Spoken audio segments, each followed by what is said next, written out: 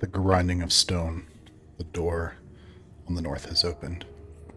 The poem and the puzzle that asked for Peach's song, leading the way deeper down into the dark. You know that up above you, you've heard some amount of movement. The white pudding has gone into the depths of the caves, seeking revenge against the exiled dwarves that imprisoned him. Before you in the north is a set of stairs that goes down into the deep. Behind you in the south, a set of stairs that goes back toward the surface. What would you like to do?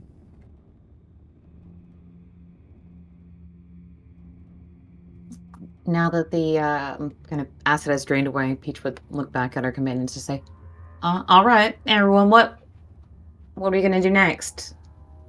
Onward and downward? We keep moving forward. We try to wrap this up as quickly as we can. Dylan's already moving forward. Same with Esmond. Yep, Peach wouldn't be first through the door, but she wouldn't be last. I'm coming with.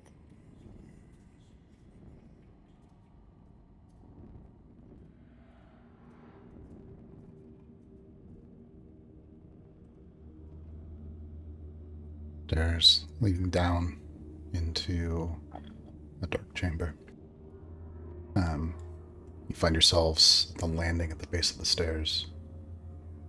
You hear the sound of trickling water. Those of you who can see in the dark immediately see what seems to be a fountain overflowing, pouring out into... First it seems like a reservoir, but as the water licks at the sides, up on the stone, you realize, no, there's something strange about this. This is not intended to be this way. Beyond the water on the floor, you see many sets of wide, round stone tables that have survived the ravages of time. There's still some earthenware, clay plates and things on the tabletops. You see cauldrons and big clay pots the far northern side of the room, along with the slightest glow that you can only see as you reach the landing itself. There are plants growing on the far northern side that are slightly luminous, like those you encountered before, that seem somehow to be growing in a place with no sun.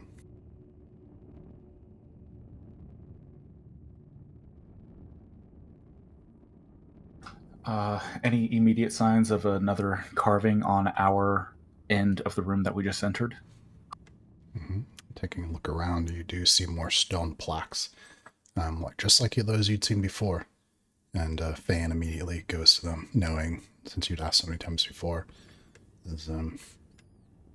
these plaques here, they speak about community, sharing meals, breaking bread, and giving to those most needing. That kind of sounds like me again. But I already had one. It's true. He is reading from the stone plaques on the southern side of the room that are in Dwarven. Everybody roll... Actually, I'm going to make you roll a check. Looking around for a moment, you realize it's actually on the ceiling, just near where you are, actually right kind of almost above the fountain. You see another plaque written in common, and just like the others, this one, the architecture, the materials, they're different from the plaques they're different from the Dwarven plaques. They seem to be a different design, and they're engraved in common, not Dwarven, and potentially using different method and different materials. But looking at it, you see this.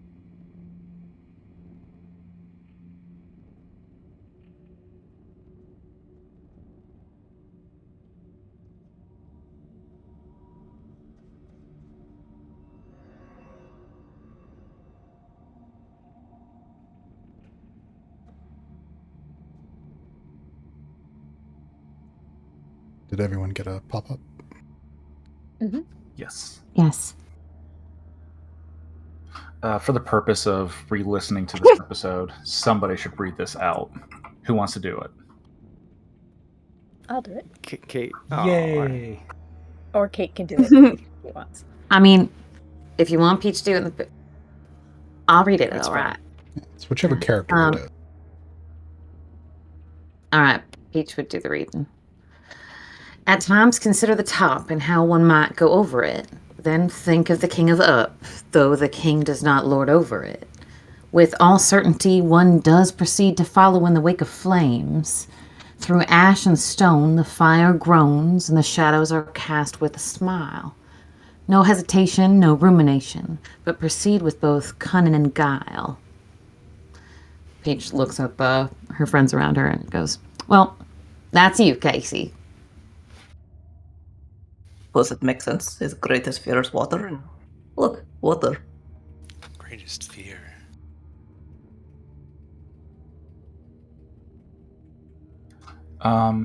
Esmond, while Peach is reading that aloud, Esmond is going to approach the fountain and clarify for me, because I might have missed it. So on the map there is like 15 foot gap that is flooded with water from the fountain. Is that what I'm looking at? You could easily presume it's water from the fountain. The fountain is cracked and overflowing. The fountain is cracked and overflowing, and there's water.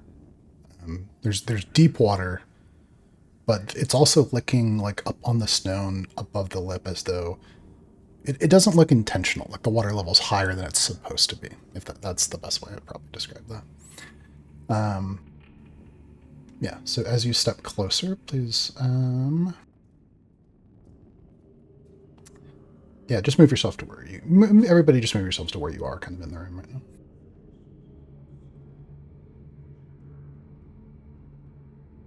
I'm like at that corner of the fountain next to the creek, whatever.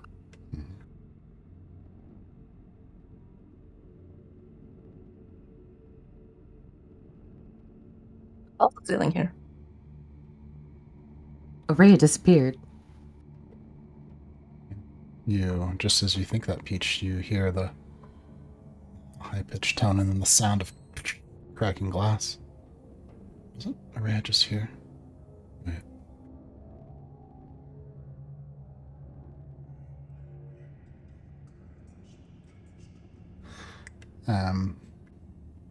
The ceiling is about 10 feet above where you are.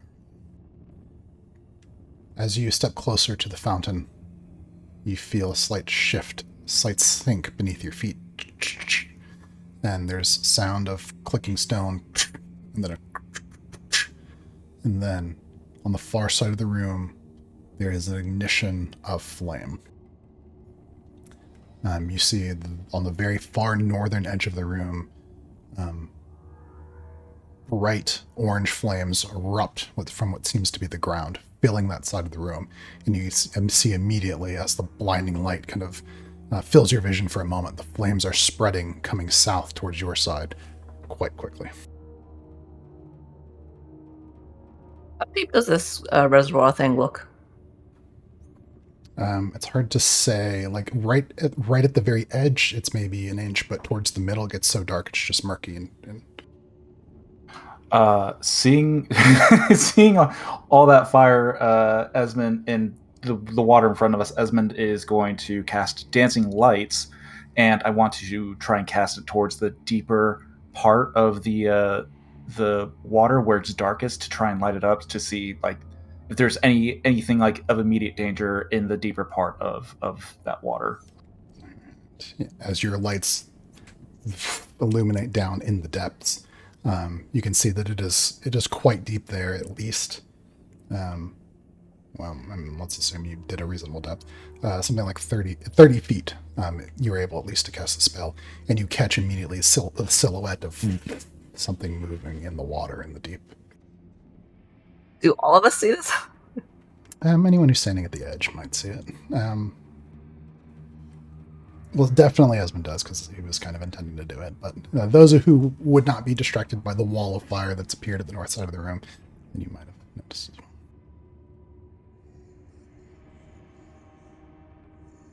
Okay, so if anyone has any suggestions on how to stop that fire, now would be a good time. Otherwise, we have to jump into this water to protect ourselves, but there's also something in there at the moment. So, what are we planning? I think Shalanda's already moving. She probably grabs the person closest to her, which is Peach, pushes her into the water, keeps a hold on her elbow, and is diving in as well.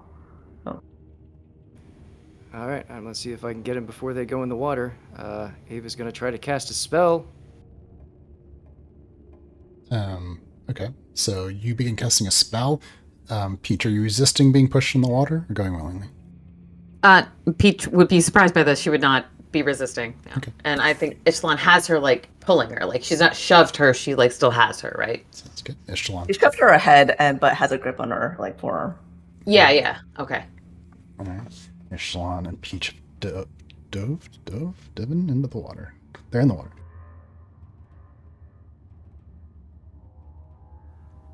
You're casting a spell, Doc. Okay, what's it look like?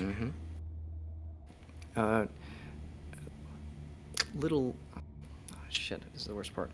Yeah, as always, small changes of like probably almost invisible within the bodies of the different people who are affected by it, and just the faintest lines drawn around the neck that if you or lights around the neck that if you connected them would look like gills for just a moment, and then they sort of just blink, grow a little bit bright, and then fade into the neck and into the skin, and they look completely normal after that.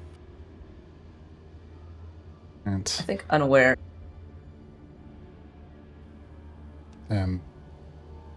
Esmond, what are you doing? Basically, what are you doing immediately? I'm holding off jumping into the water because I'm looking towards any ideas? Otherwise, we got to get wet, bud. There's no time to talk, actually. Just decision. Casey is moving his arms, and as he does,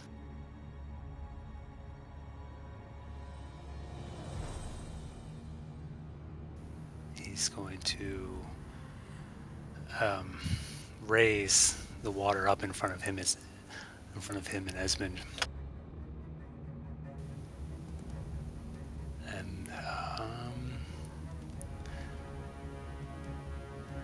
I suppose if I can't just keep it up there, then he'll freeze it in front of them.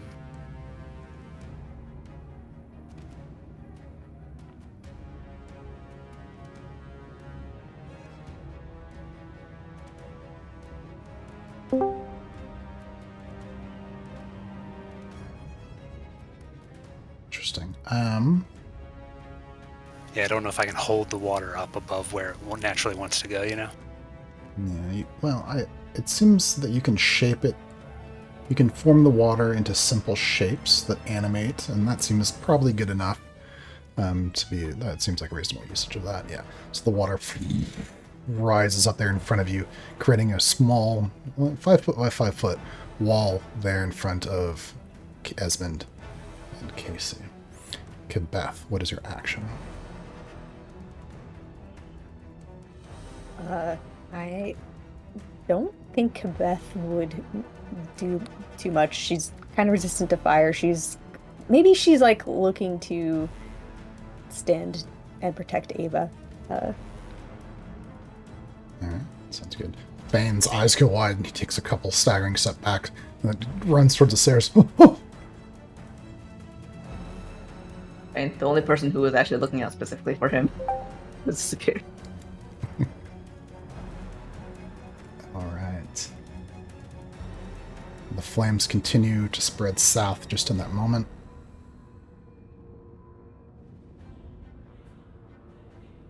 And immediately from the deep, as soon as Peach and Charlotte hit the water, something lashes out from the depths. That's when you see a silhouette in the deep. Everyone, please roll initiative. Way to go, Esmond. Press ahead. Oh, shit. I'm so tired, Chris. I don't know any spells. Is it possible for me to have pulled up the hood of the cloak as I was jumping in? Roll a wisdom ability check to see if you had the instinct to do so. DC 15. Yep, you got it. That was a 22. Okay, Pris, your theory so far holding good for me. Oh wait, you're gonna have to hold on. You're gonna have to manually enter your thing again. I wish it would. It doesn't clear it.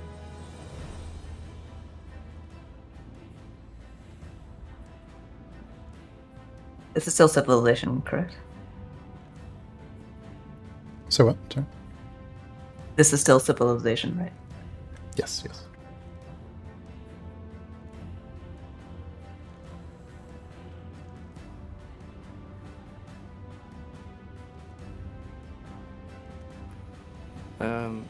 Mine's not working for some reason. I clicked on my character and then the bottom left with a 5e initiative, and it just says you're tempted to use a roll command looking for the value of a selected token, but no tokens are selected. That's weird. And you've got your character selected?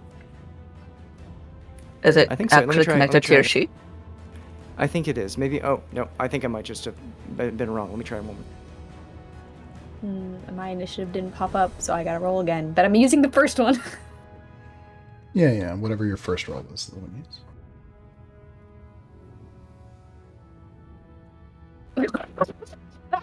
Yeah, I'm definitely using the first one.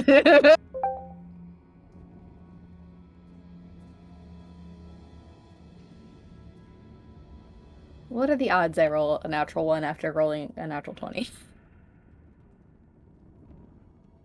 0.05 times 0.05. 5% of 5%.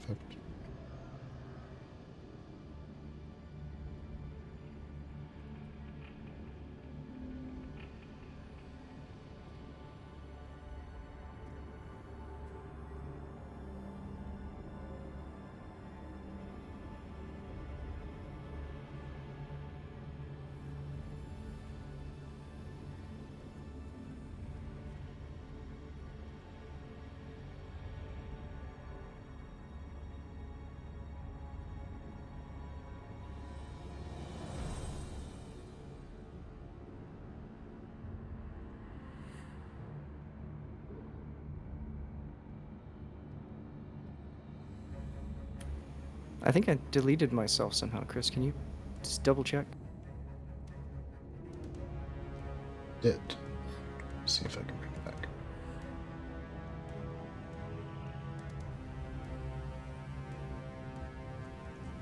Spoilers again. Would you say you're gonna resurrect Dot? No. So she's undead now. Checks out. You should have vision and everything on that character. If I have vision, the whole room's lit up right now, so I can't tell, but it looks good. So. Okay.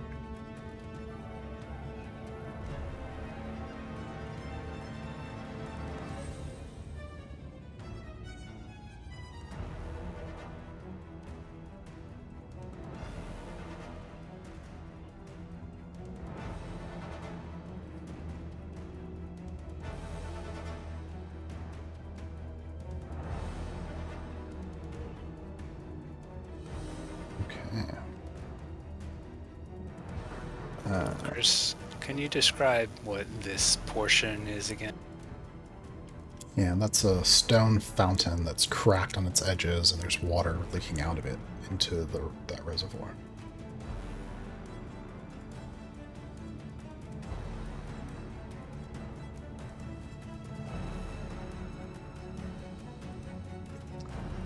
Still on. You are the first time. Oh wait, did someone get a natural 20? Yeah, Kabeth did. Yeah, Beth, you get a surprise round next. Oh god, now I have to figure out what I'm gonna do. Okay, so there, these giant tentacle things have emerged. They are not anywhere near me yet, right? Yeah, it seems to be that way. Yeah, they're kind of. I've given you for position, but they're in the water. You can see the water churning as they move, and because it has been lit up, you can see like the silhouettes. One moment while I double check the wording of something.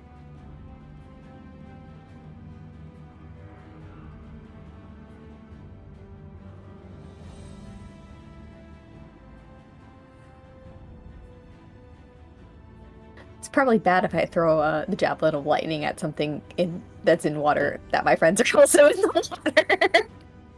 Way to find out. Alicena, if you kill my character, I know we've been friends for 15 years, 20 years. Oh, yeah, everyone has water breathing right now. Okay. Oh, thank you.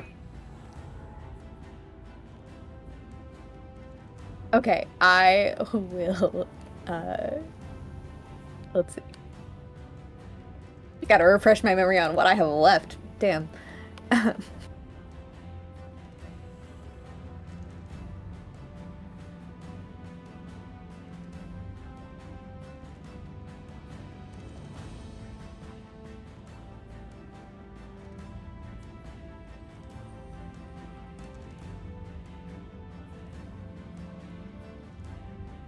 It sucks when you don't have anything that's ranged and you don't have a whole lot of spell slots.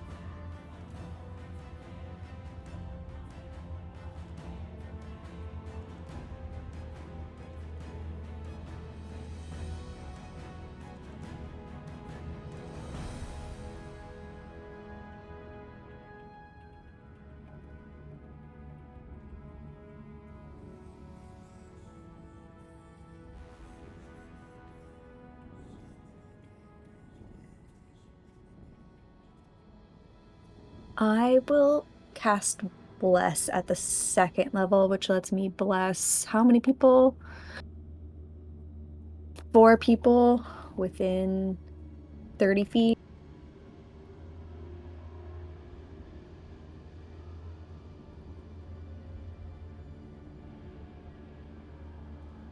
I'm gonna bless everyone but Casey and myself.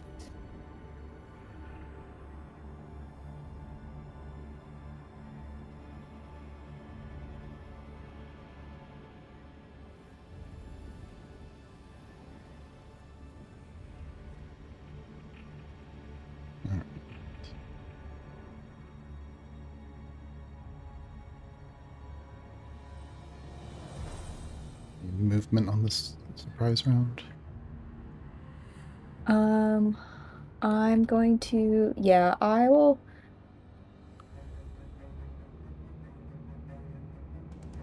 Get closer to the right side. Give me 1 second. I'm tight. I can't do both. Okay. And Ishtalon and Peach, you are both currently, so since you dove in 10 feet underwater. I also will draw my greatsword. All right, that sounds good. And then I believe Ishtalon, you have the first turn of regular combat.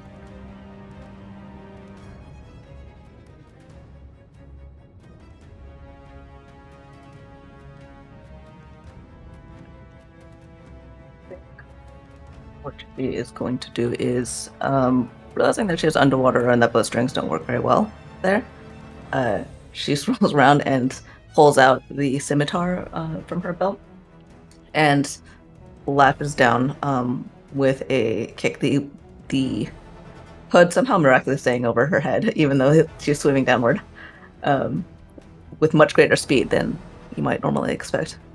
How far away is this? Are we going to deal with depth? Yes, we're going to deal with that. So, in terms of the creature has emerged to lash out at Peach, so it's within range. I should say it's like reachable from your depth and the surface. The tentacles are quite large. Okay. She twists around over to get closer to the tentacle, and I think. No, she doesn't have that, does she? Okay. Well, and then in that case, then she will pull. She has scimitar and dagger in either hand, and is going to lash out at this thing. Absolutely.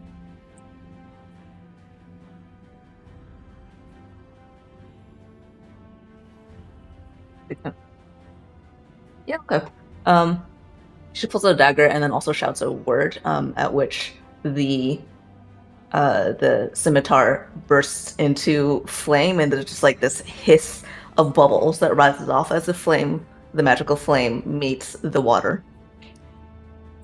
And then she is taking a hit at that guy, and she should have 2 layers of advantage.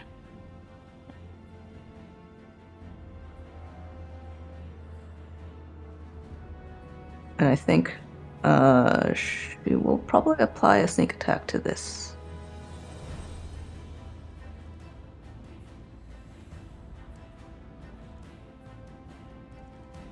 Oh, and she has plus as well. Okay, thank you.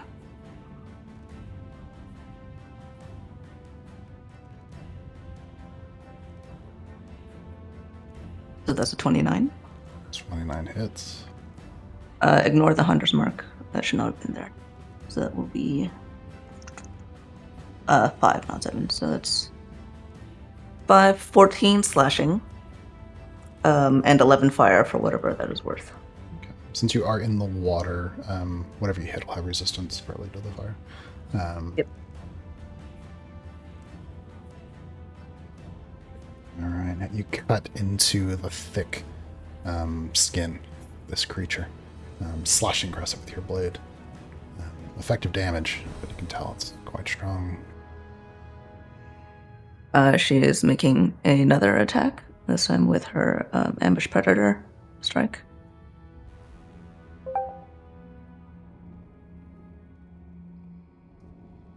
Two rapid slashes with the scimitar. This one will be 13, 22 plus 10 fire damage, or 5.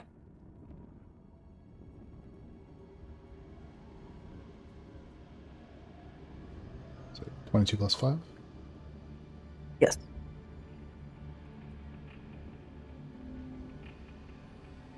Ow, damn it, sorry. That sneak detection would have been there. So many toggles. Okay, that's 14 plus 5.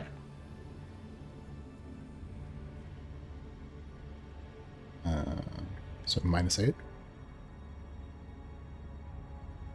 Sorry? Oh, yes. No, minus 8 from the initial amount, yeah. Yeah, another effective hit, cutting into the creature's hide, but the blade does not get very deep. She takes a breath, the water filling her lungs, and then being expelled just as easily. And then she whirls again and strikes 3 times more, twice with action, and then once with the bonus. As you breathe the water and it fills your mouth and your lungs, it tastes heavily of minerals and the sediment of the deep.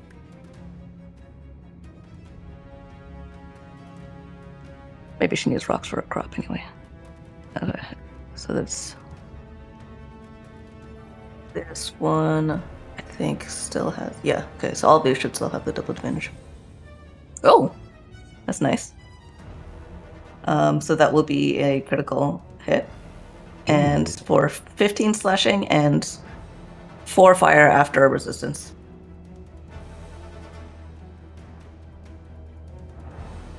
Alright, yeah, again, effective deep cuts into the creature, but you're barely cutting into the deep hide. Thick hide. Anything else on this turn? Yes, sorry, I have 2 more attacks. So that's 20. 20 hits. Or 10 slashing, 2 fire after having.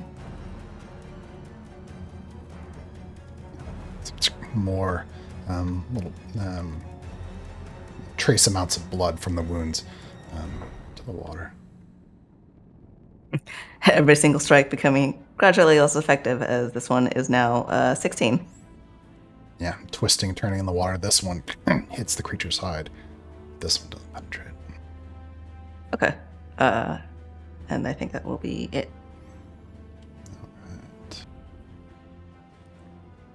Alright. Met with a flurry of slashes from Ishtalan. The creature seems to break off its attack on Peach. Disengages and the tentacle sucks down into the dark.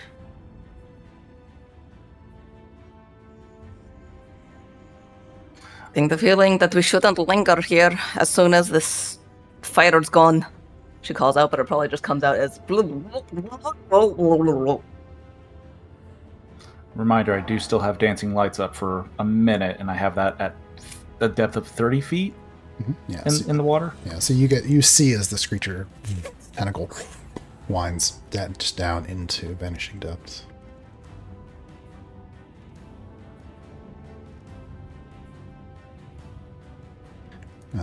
Kibeth, your first regular turn. So that tentacle has disappeared in front of me, so I guess I can't use Stone Rune because a creature you see ends its turn within 30 feet of you. I guess I can no longer see it at the end of its turn. Yeah, it's vanished down at the deep. The other one's too far away. Okay. I will just turn to Casey and yell, "Will you finish the puzzle already?" No, it's just too much. It didn't come through. Discord drowned you out. It's too actually. All right. I gotta remember I can't yell as Kibeth, who just wants to yell at Casey all the time. She'll yell at Casey, "Will you just figure out the puzzle already?" Would that come through? Yes.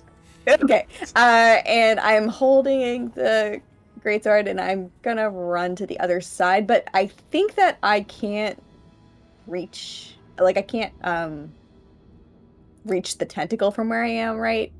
Without being in the water. Yeah, you would need to be in the water to melee it. As she runs by, Casey grins at her, and she hears in her head, "Way ahead of you." I will stop there. I will hold my action. First, like that first 5 feet or so of water, that we can see that is pretty shallow, right? Well, it drops off really Or is it just quickly, but yeah. Okay, it's just at the middle of super deep. Okay. So it wouldn't make sense for me to just wade into the edge. The water's looking up onto the stone. So imagine like a swimming pool that was overflowed, but all the water that I have drawn here on the map, that's the deep part. There's water spilling slightly beyond that in a superficial way at like your feet right now. But if I were to, stand here, I would be in pretty deep. Oh yeah, straight drop off. Yeah, Kibeth will just kind of stand here between her friends and the tentacle, and I will hold my action. Okay. Doc, flames still rushing down from the north.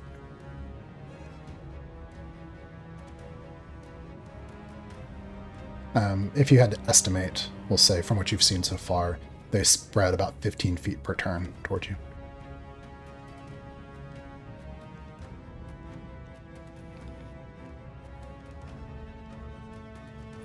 No, actually, I apologize.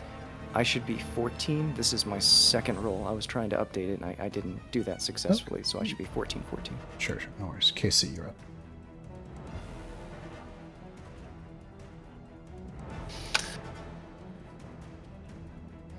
Wait, I think Peach is up, though? She's listed as Am I? 17.16. Yeah, there she is. Sorry, you're up. Oh, sorry. I didn't realize I was up. Yeah, the list was out of order. No worries. Peach's action is going to be to swim to the edge, the southern edge, and get out of this water. All right. Get out of the tentacle water. Yeah, that's not too far. That'll take, 20 feet of your movement, and then you're come splashing up.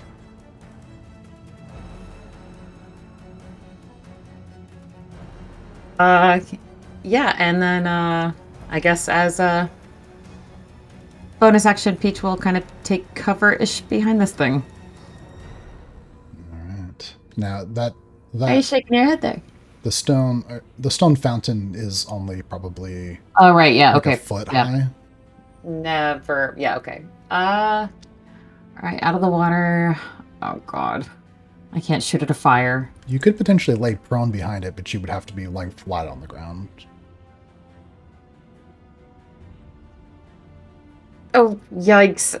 I don't know. Peach is gonna hop back in the water, but not at tentacle depth. I don't know. I hold my proper action. I have no idea what to do. All right, that's good. Casey, you're out. Casey kind of chuckles to Esmond. I mean, like it said, can't ever think it. And if I waited for the flames to go out, I'd be waiting forever. And he brightens up, his hair whips back in the wind, and he kicks off in between him and Doc and runs directly north into those flames. All right.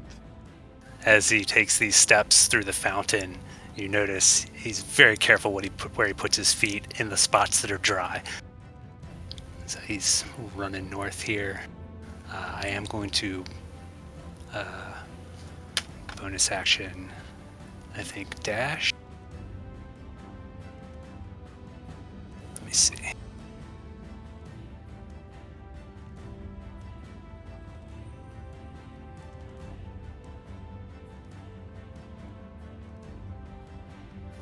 Yeah, since it's got a name, I'll do it.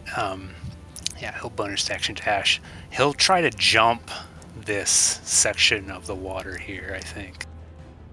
All right. What is your strength score? 14. 14.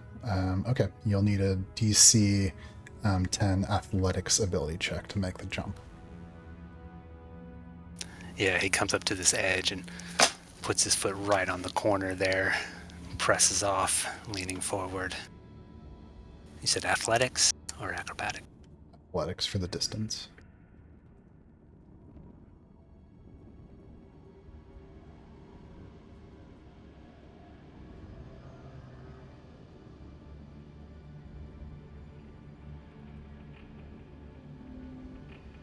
One sec, it's not letting me do it.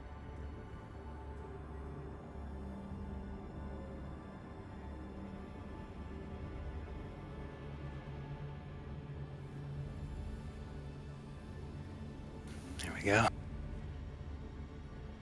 Ooh, yeah. You go sailing out, leaping across, landing on the other side. Just the stone on that side's wet. You slide just a bit, and you manage to stay on your feet. These stone tables, are they kind of bolted into the ground? Yeah. Okay.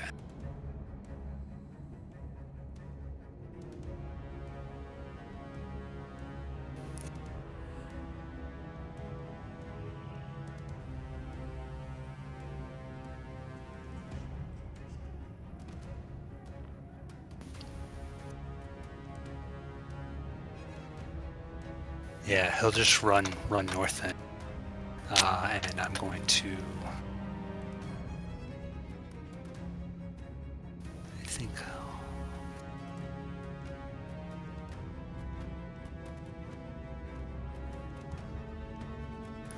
Yeah. As he runs north, I can make it...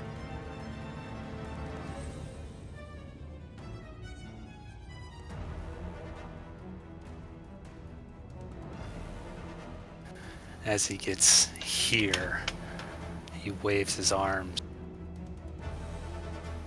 in the air. Just as he enters these flames, and he casts Control Flames. I don't think it affects magical flames, but we'll see.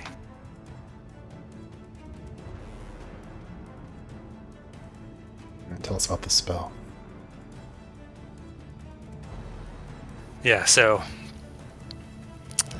as Casey is running into the flames, just as he takes a step into them, his hand waves and the flames kind of dance with his hand and swirl around it, and the flames begin to move around his body, and as he takes a step in, they close behind him, so he's probably fully obscured in the flames now. Okay. Yeah, as you approach the wall of flames, as you get closer and closer, the heat is overwhelming. You can feel the wind just of its presence is blowing your clothing backwards. As you step towards those flames, you begin to weave the spell. As you get close enough, you can see that the flames aren't merely sourced from the north. They're coming from like between the seams and the cracks in the floor.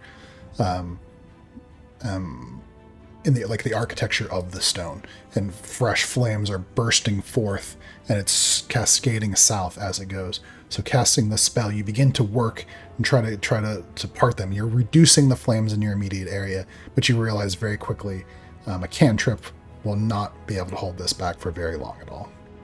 Okay. Yeah, I think that's my turn there. Yeah, but for this turn, you are holding back the flames in that region. And Esmond, you hear in your head, tell him to get ready. The fire's coming. Those who can see the light source in the water, you see something moving east underwater, silhouetted by Esmond's lights, moving straight towards Peach. Still on. Is it better or worse? Should I turn the lights? Should I keep them on or turn them off? This is like Peach's nightmares now. I mean, I would personally It's vote all for bad. turning them off. But that is solely because I'm a munch. Doc, you.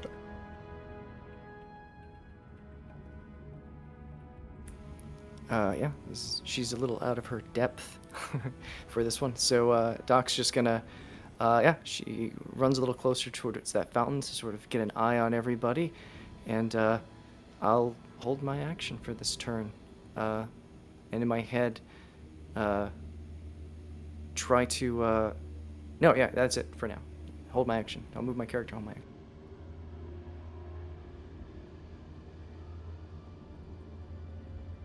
Esmond clock right. You see the silhouette of Casey, just black against the blazing orange of the flames. It's rushing straight towards him.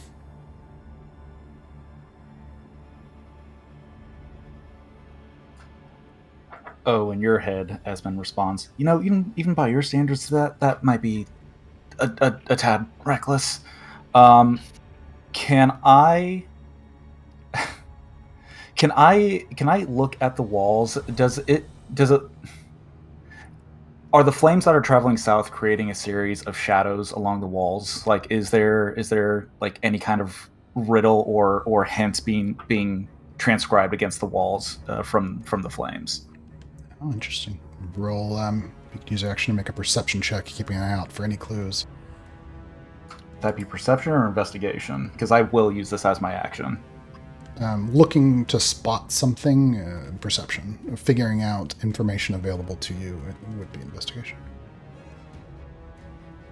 Or connecting the dots between extrapolating things. Understood. That's 26 perception then. All right. Yep. As you look, looking desperately for any signs, a clue, something of what these flames are revealing, there's nothing. However, you do realize that the flames are not producing smoke, despite being able to see the intense heat. Whatever is fueling these flames must be magical in nature.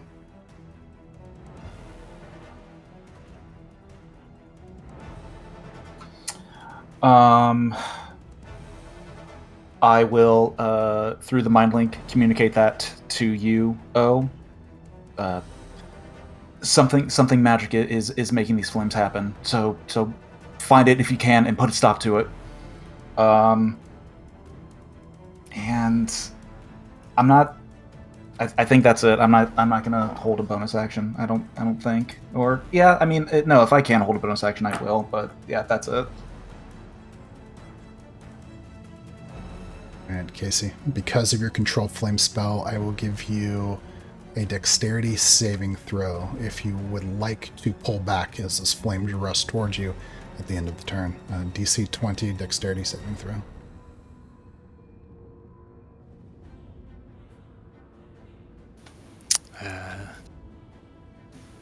Yeah. I think we can make that happen.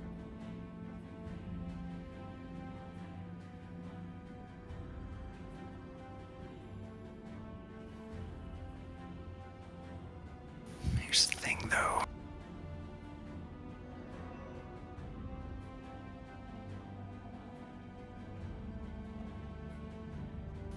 One second.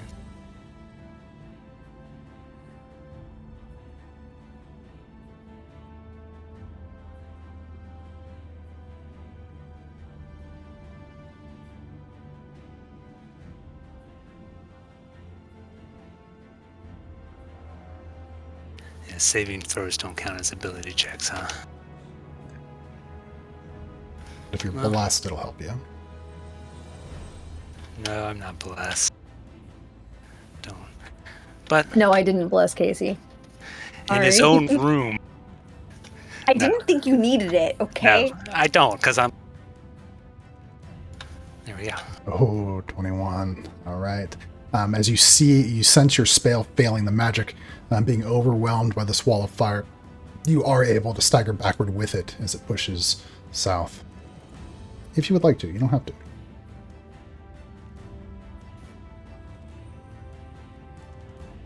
How far is it going south? 15 feet.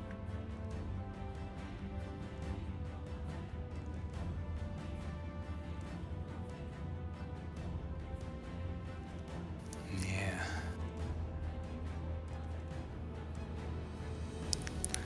Fair enough.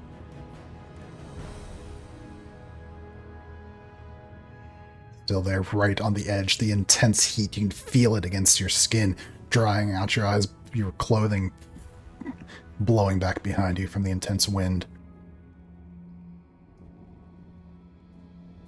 Esmond, you hear in your. This is good fire. And you No, can, I'm gonna figure. you I'll can, figure out how they're doing it. and in the seams in the ground beneath your feet, you can see flames beginning to build.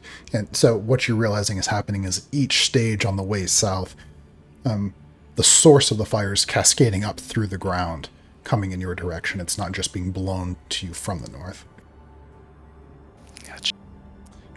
Ishtalan, you're up, and glancing back, you see a tentacle reaching out from the deep towards you and Peach. To hit it, or can I essentially just kind of wait for it to be close enough? If you want to guarantee you intercept it before it reaches Peach, you would need to move west. And from her angle in the trench, she can't really see anything that's going on outside of this, right? She just has Just Looking like up at the bright ceiling. orange Yeah. on the ceiling, yeah. All right, so her world is pretty narrowed down to this. Is there any? Look at me attempting to choose this one. Is there any spot where the dancing lights or the light from the fire is not casting dim? Is there any spot of darkness within the melee range of this tentacle? It's probably, because of the depth in the water, it's probably all kind of dim light. Okay. I think, just keep moving. Just gonna move forward, swearing something that just comes out as a stream of bubbles, and we'll take a hit at this guy. Just a regular old hit. What? 24 should be okay, I think. 24 hits. And 9 slashing, 1 fire. For 10 total. Carve across the surface of the creature's hide, just as strong as the other. And she follows that up with a second strike with the dagger. 17. Now, this one strikes the hide and does not penetrate. she looks at the dagger and says, "You let me down again, Dad!"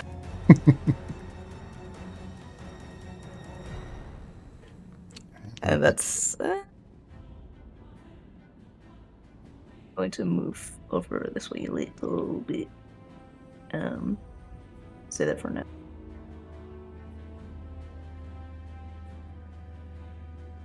That's it.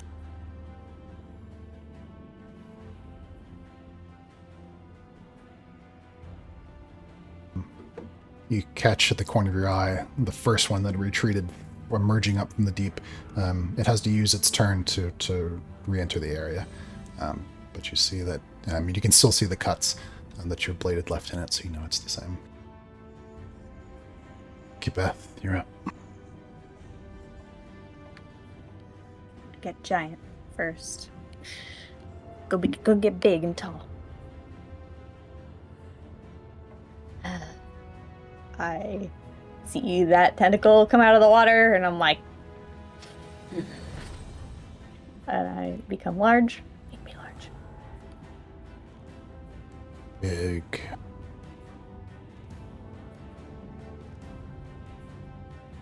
Jumping in the water, Chris. How high up does it come up on me?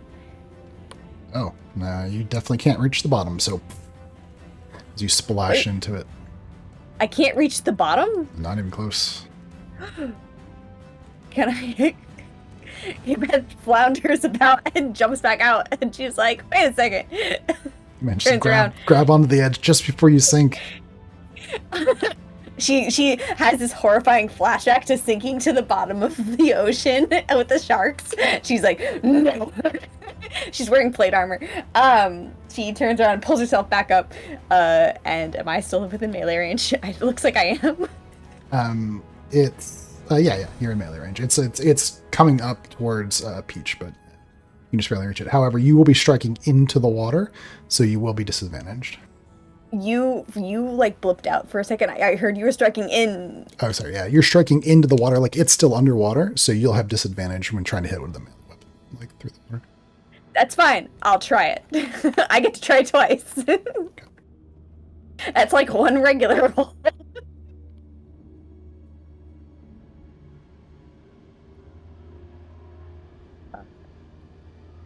I guess neither of those hit on the first attempt. The greatsword sends a splash of water and kind of cuts through at an angle. She turns to her friend. She's like, "Stay out of the water so I can use the lightning thing." And she tries again with the greatsword. I assume that time will hit. Yeah, 20. Is that 28 on the low side? Yeah, that'll hit. Yeah. So let me contemplate. I'm gonna reroll the 2d6.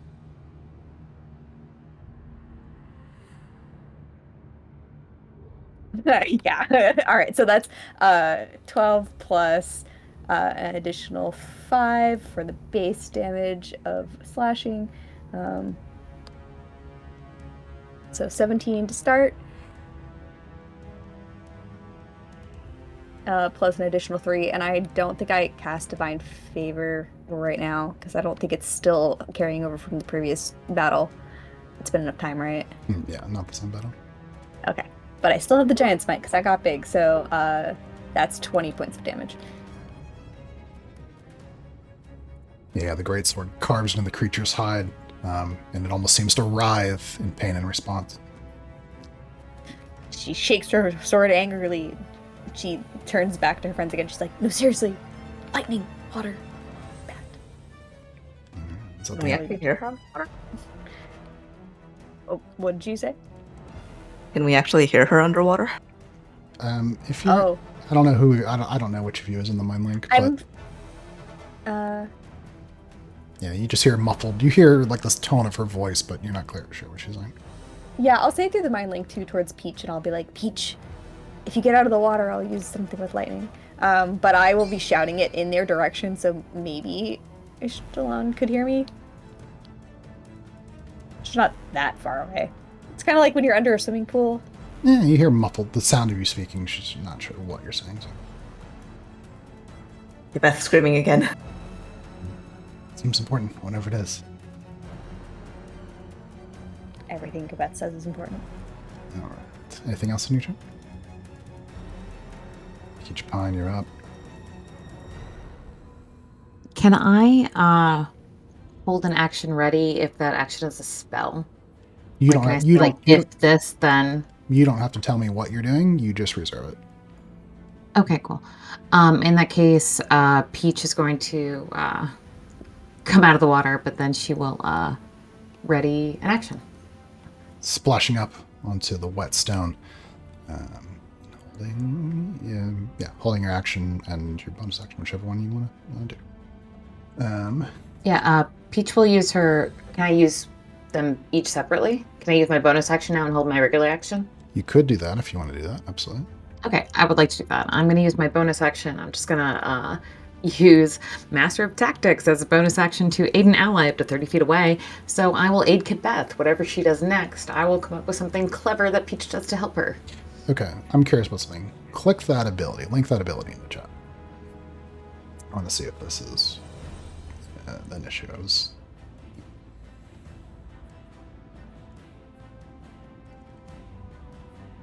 I'm just finding it.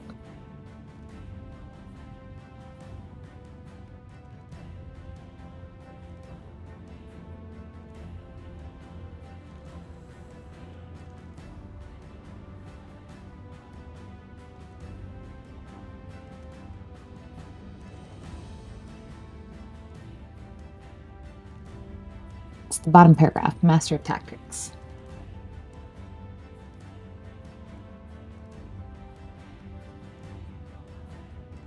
All right, yeah, the target of the attack can be within 30 feet of you.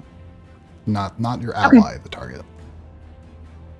I think it's fine in this circumstance, but just in the future, remember that is the way the ability works. I see that, yes. Of the attack. Yes, got it. Yeah. All right, thank you. I will still plan to do that, though. I think it still works. And if not, Peach would move like 5 feet to her right. You're still good. Great, thank you. That'll end my turn. All right, and with your action held, Casey, you're up.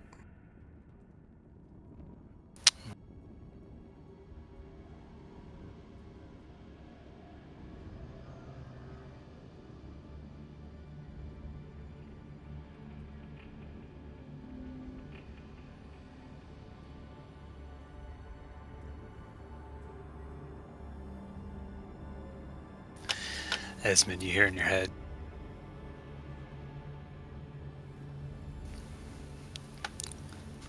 fires. Something's created it in the floor. Look down, see if you have gaps at your feet. That's where the fire will come from. And as he finishes saying this, he kicks off and pushes forward into the fire.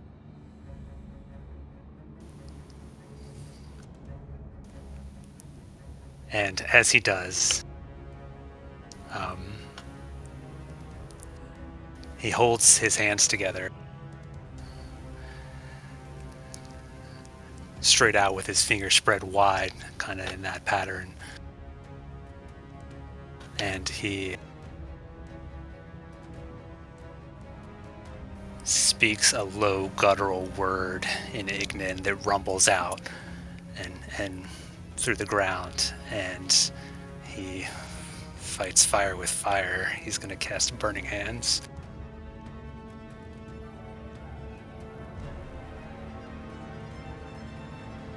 Okay. Describe, as these flames erupt from your fingers into this massive wall of flame, describe anyone standing on the southern shore what they would see. Yeah, so the fires are almost completely engulfing Casey. You can see his hairs whipping back from the wind just caused by the temperature change and heat in that area. His clothes, loose-fitting clothes, are kind of blowing back as well, and he holds his hands out, and somehow he even gets more backlit or from where you're looking, and he almost disappears in the brightness as flames erupt from his fingers and mingle with the fire that's already in the room there. Right. And you're staying at the edge, southern edge, firing flames into the wall of flames, right? Or are you? So as he does this, I'm gonna move forward. So I'm gonna run forward through the fire. Those flames will only go 15 feet, so that's how all the more effective they'll be. But yeah, Casey's going north. All right. Describe what your friends see as you vanish into this wall of fire, stepping forward into it.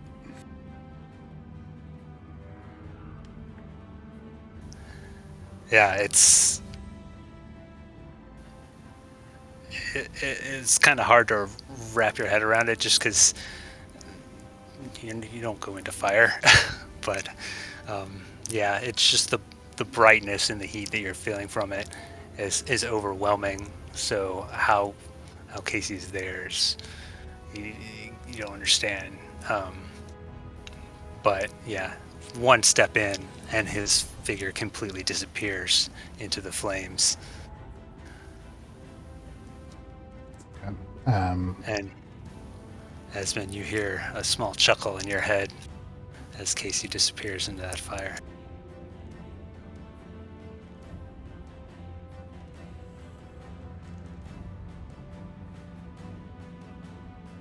You see Casey step into the flames, engulfed. The silhouette vanishes within. Holy shit.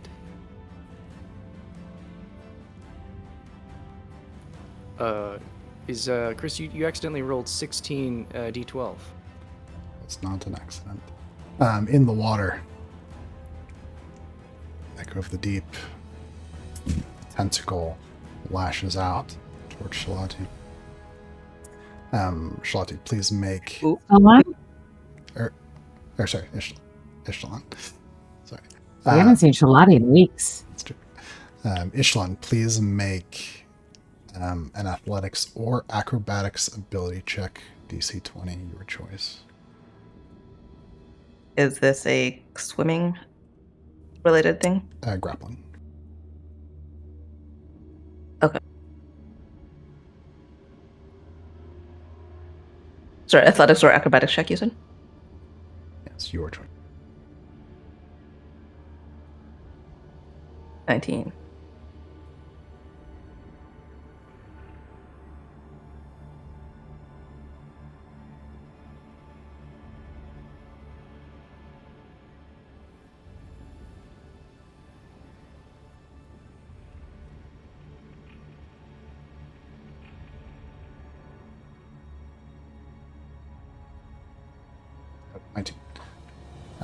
Yes, you manage to fight off this tentacle as it's trying to grab onto you. You feel like its suckers grab onto your arm and it tries to pull you downward. You can feel the incredible strength, like this thing could potentially crush you, but you manage to get away. Chris, is that thing within 30 feet of me? And I can see it. Yeah, we'll say it's close enough. Okay. Is it the end of its turn? Yes. Okay, I'm gonna try. One day it'll stick. I'm gonna try the stone rune thing on it. Hold on. Okay. It has to do a wisdom saving throw, and the DC is 14. Is it smart, Chris? Wisdom saving throw, less about intelligence, more about your connection, your observance of things around you. But looking for a 14, that is a failure. Okay. The creature is charmed by me for 1 minute. It has a speed of 0 and is incapacitated. It repeats the saving throw at the end of each of its turns. Ooh, nice.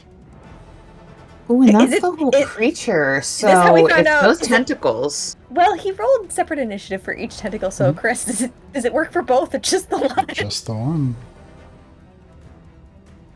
They each have tiny little brains at the end of their head. Each of them are just a squid head with one single tentacle. It finally worked. I think it's the first time out of the many times I've tried this it's ever worked. I'm so excited. All right. So describe what people see as this happens.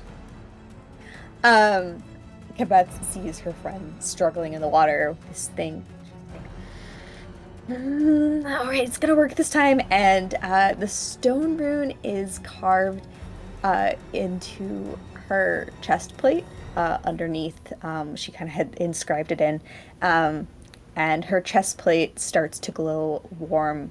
And you see this vision of like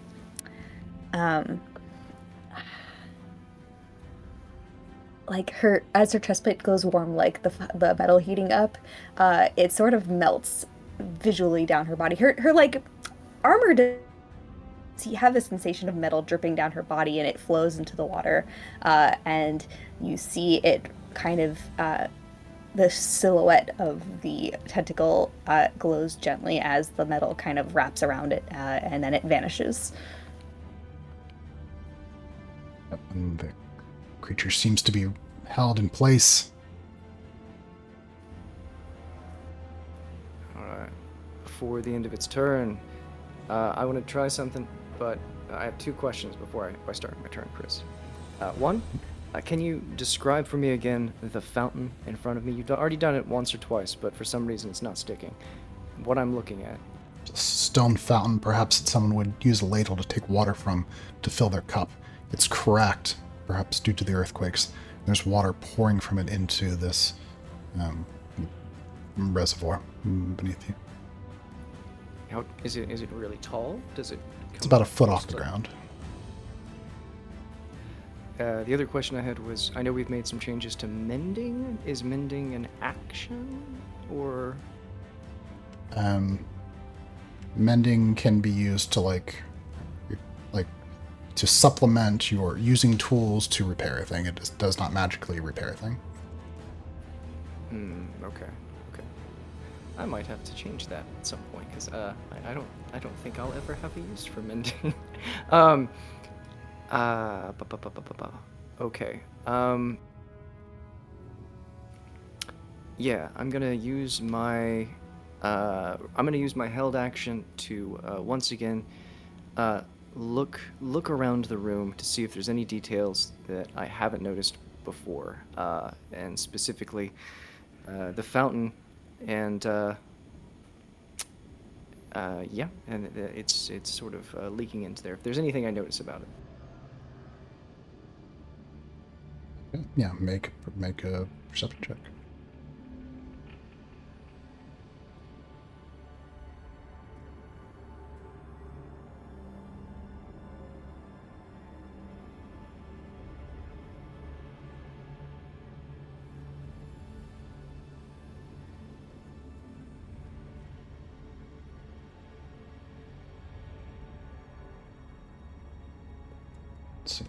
So that's 28, which is a very good perception roll.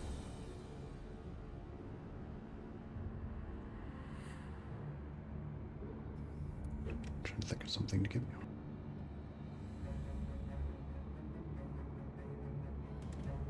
Yeah, as you're looking around for details, you don't notice anything about the fountain in the walls, but you do catch a glimpse just because of the way the light from Esmond's spell and the shadows are moving. The tentacles seem to be coming from fissures in the stone that are way down, kind of bottom, as though they're reaching out from some other place, not specifically like this pool of water. And you might infer from that the mass of whatever this thing's body is not in this pool.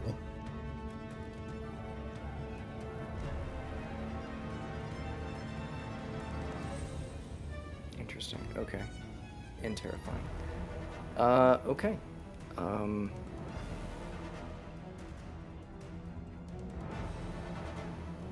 How? She's gonna ask in the mind link. Does anyone know how deep the water goes? Beth answers, seems very, very, very, very, very, very, very, very, very deep to me. So all those messages have to go through Casey. So, Doc, you do not get a response. Yeah. Okay, that's... all right.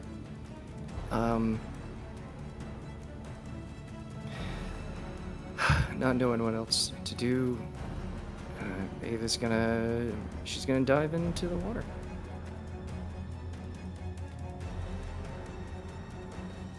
Even though she had heard what Kabeth had said just seconds before. Yeah. Seeing as Echelon's down there and knowing she may not come back out, Ava dives in and begins to swim down towards the depths of the water.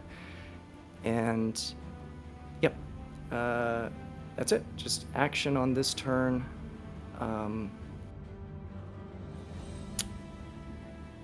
You know what? I'll go.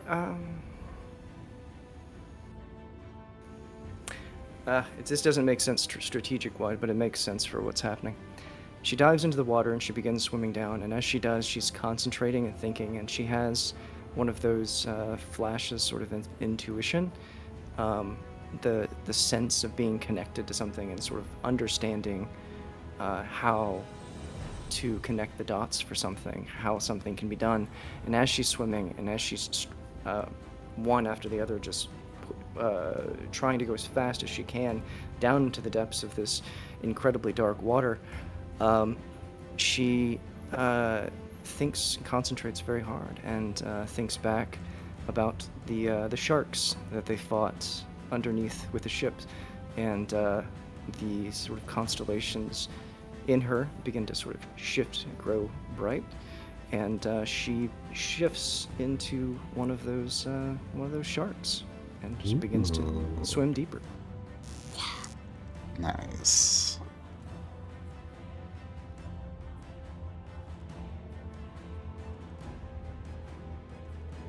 And I don't know exactly what that creature would be, because I don't think it has a sheet, but that's okay. I'll push the button on here. We'll figure that out.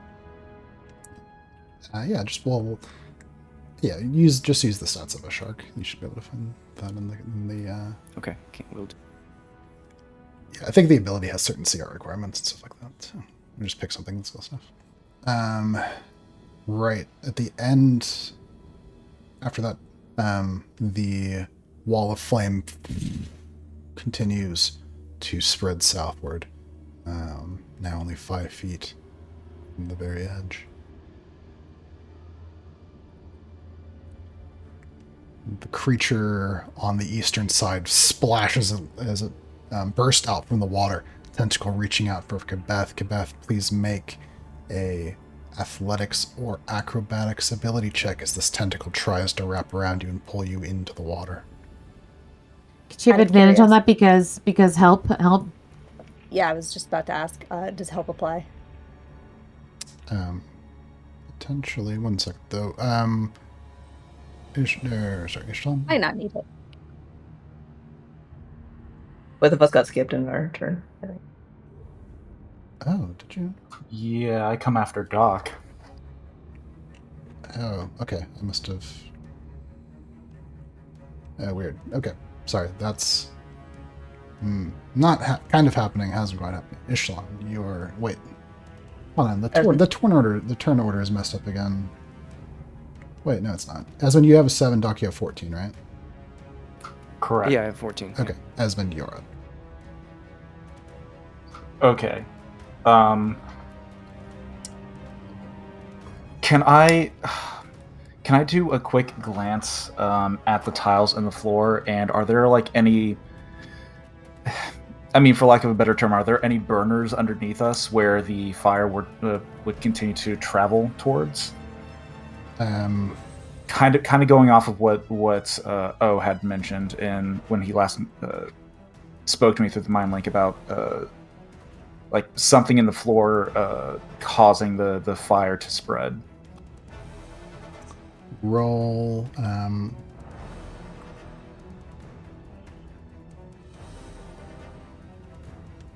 like Mason's tools or tinkering tools skill. Stoneworkers or tinkering or something like that. Be fine. I'm rolling Tinker's tools.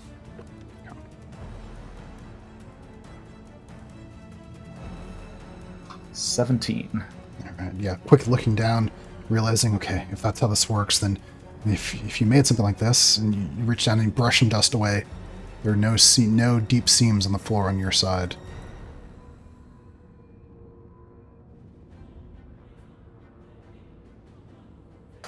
Oh, what does that mean? Does that mean the fire's gonna stop here? Oh no! Dang, nuts. Okay. I'm going to, shit. Yes. Okay. I'm going to hold my action, but I'm going to use my bonus action, and I want to move my dancing lights further up north, closer against the wall, a little further down. I want to see if I can light up like any gaps or holes that lead to being underneath the floor where the leading further north, where the fire first began? Like, are there any grades or anything that would lead? I'm trying to light up the wall to see if there's like any way underneath the wall, underneath the floor, to get to wherever this magic fire is coming from. Yeah, you move the dancing lights around, looking for some sort of break or grate or something in the stones. Roll a perception check, please.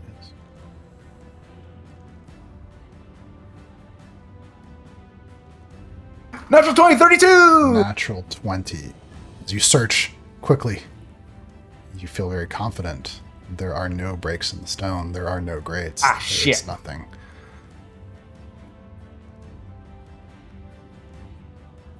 Okay, I'm going to hold my action there, not moving, but through the mind link to to O. I'm just going to yell at you. Basically, this seems like a very, very bad idea.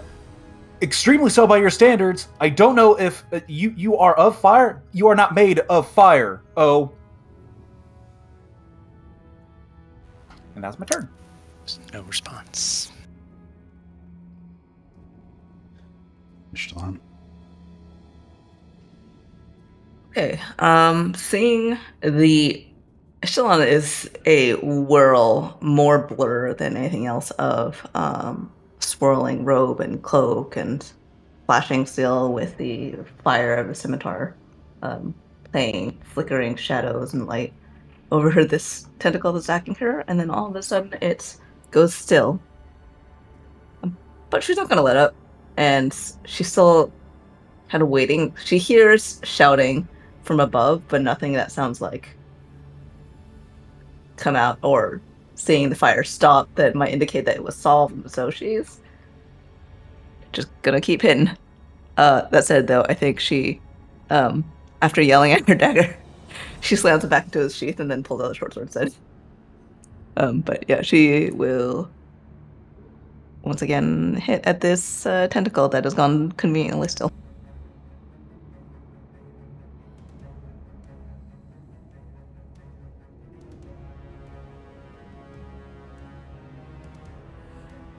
Cure attacks. 19. And a 19 scratches the surface of the hide but does not penetrate. Ouch.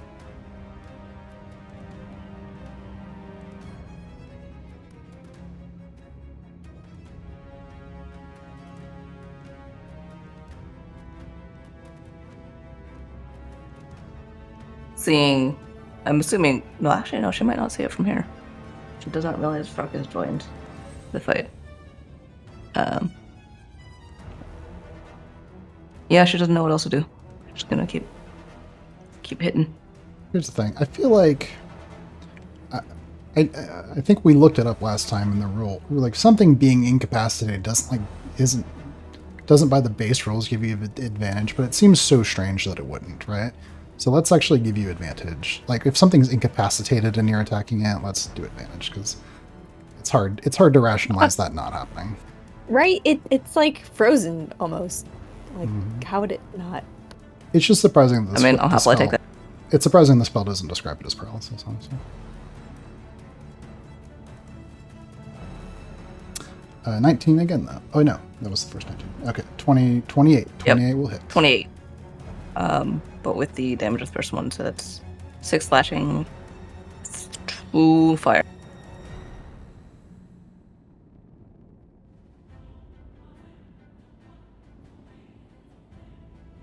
Jeez. And 17, so she tries again, and then more bubbles coming out from her, and then she, I think, getting the impression that this is not really doing anything, even when this tentacle is sort of sluggishly not doing anything. It's almost hard because, like, it's limp, so you push it away. There's no momentum. I think she will swim up a bit and pop her head out to see what the hell is going on and shouts, "Can we leave this thing or run away from it already? Because Everything I'm doing is basically just giving it a nice little love massage. As you pop your head up from the water, there's a splash and a spray, and a wall of heat immediately hits your face, almost evaporating the water that's on you. You can see the wall of fire has spread almost all the way down to where the water is.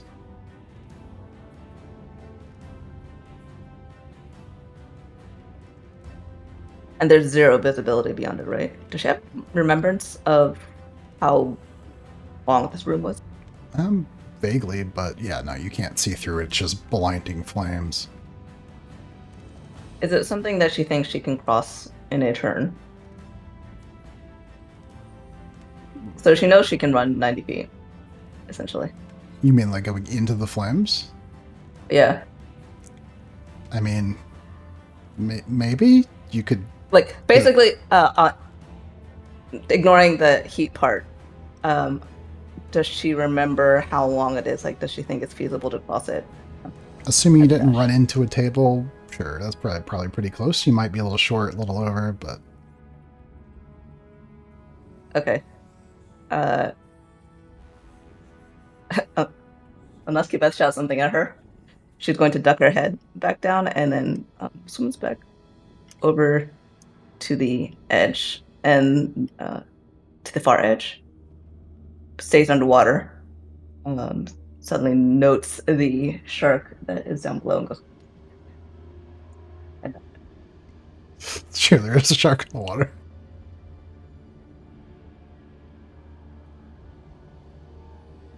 But she doesn't have anything left to do anything about it, so yeah, that'll be it.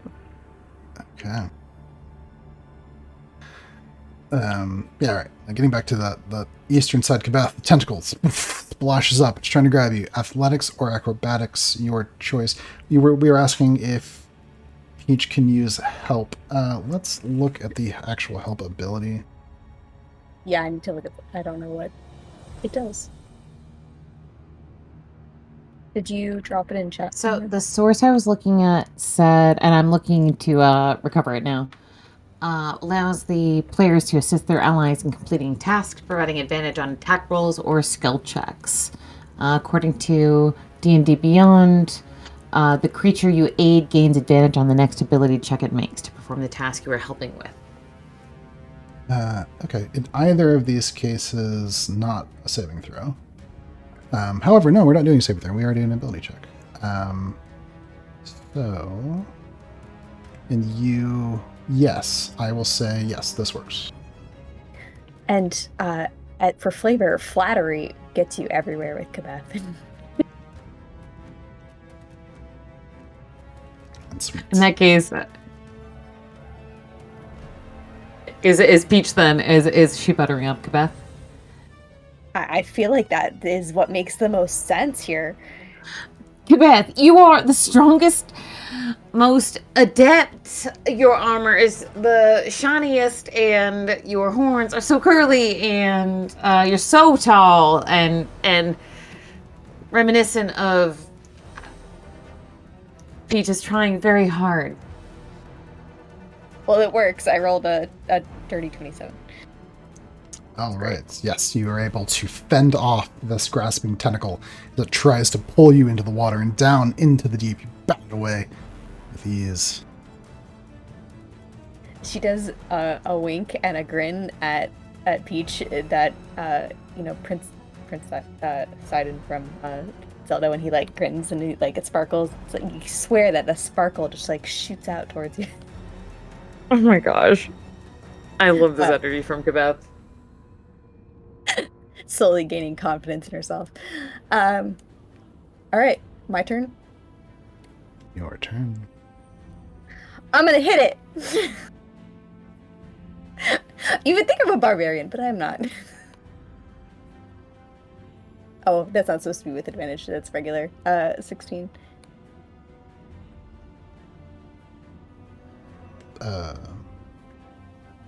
I still had advantage clicked. I only see an acrobatics. I don't see the top.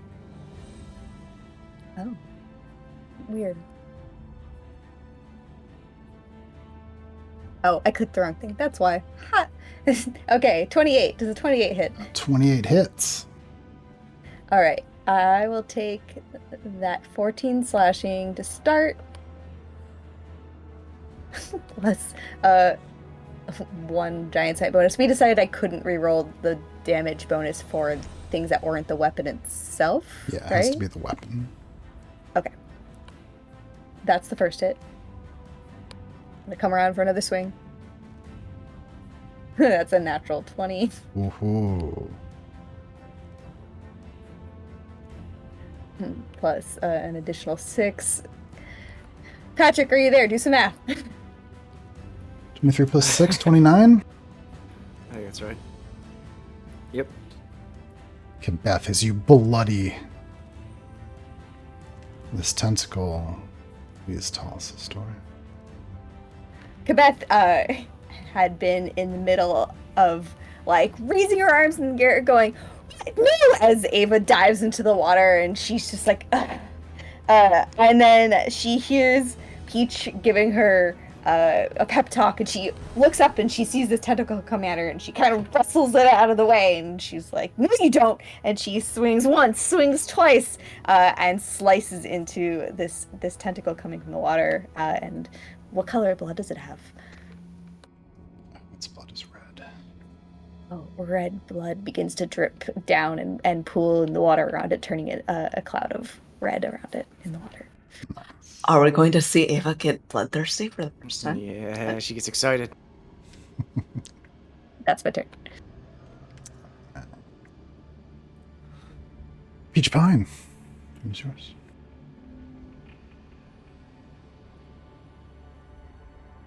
So Peach takes a moment to react to Beth blooding the creature, and she will take a hop, skip, and a jump backwards and keep her action ready while she gives another help action toward Kabeth. She'll say, "You know what? Keep it up. Anything you gotta do. Hey, I don't got much energy left here, girl. But you know what? You keep fighting, and you do real good." Peach will just move and then hold her actual action, but use her bonus action once again to give Kabeth advantage. Okay.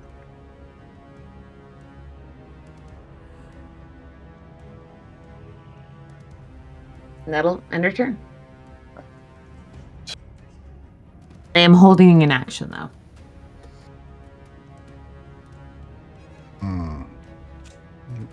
Even with resistance. Okay.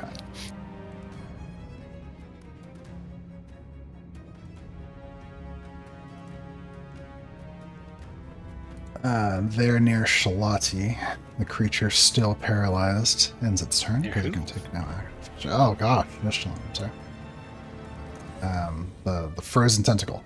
At the end of its turn, not being able to take any action, is going to try to break free. One.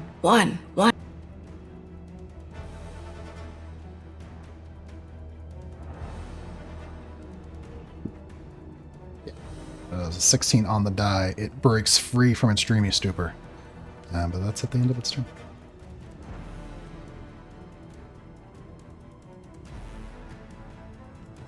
Doc, turn is yours.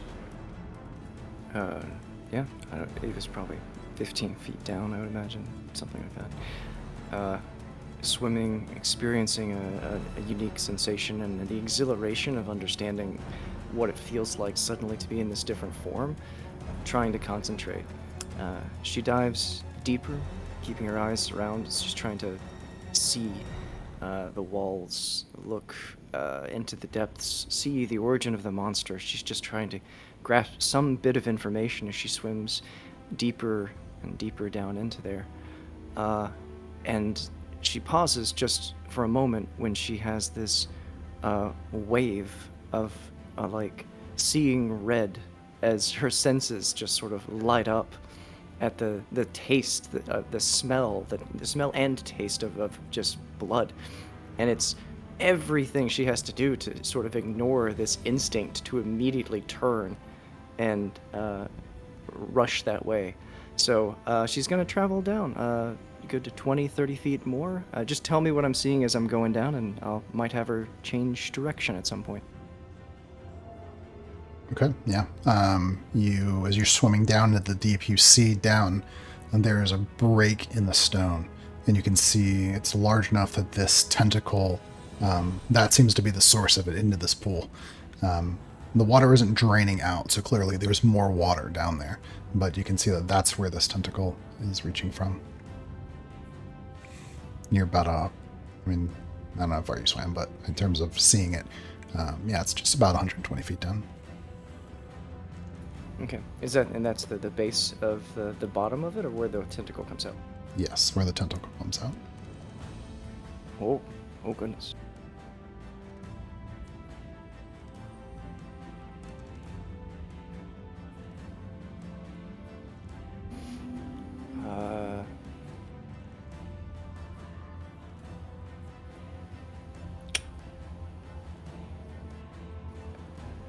I'm gonna swim a little bit deeper, and then I'm gonna hold my action. So it's 50 feet of movement now. So she's about 15 feet down, so she'd be about 65 feet now. Okay, so you're just swimming straight down towards the bottom? Yeah, she swam 65 feet down towards the bottom and holding the action. All right, sounds good. Also, going deeper down as well, it's very easy to see, if this hadn't already been noted, this fissure of stone seems to be, we'll say natural in its formation, as though it was probably created by an earthshake. This is not part of the design of the room. Okay. Desmond, your turn. Oh, good. Oh, just one last thing. I don't imagine that she is feeling any pressure, but what do we do with pressure? Like, what is 100 feet below? Have we gone that deep? Is that fine for us? Does that make a difference? I think for a shark, we're not going to worry about it too much. Oh yeah, no, not for the. I imagine the shark probably this is like nothing, but I just meant if we the people were 120 feet or 130 feet down. I can't remember if we did anything for that.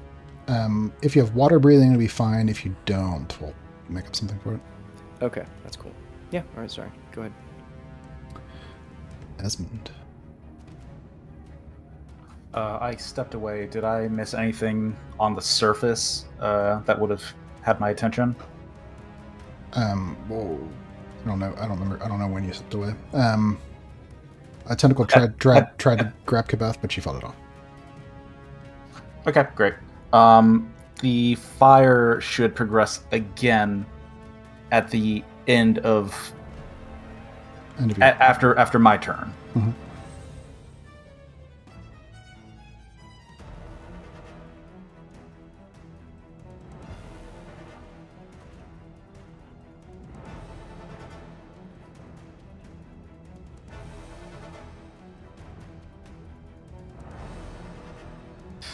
Fucking dang it, dag, beans, through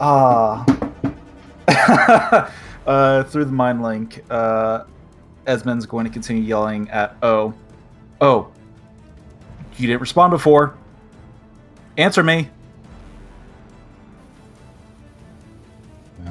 You kind of static.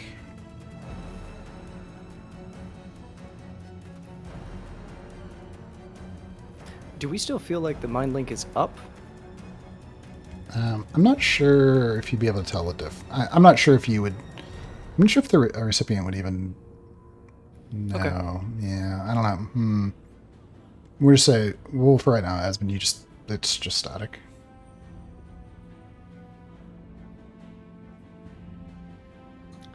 Yeah, all right. The panic's really starting to settle in.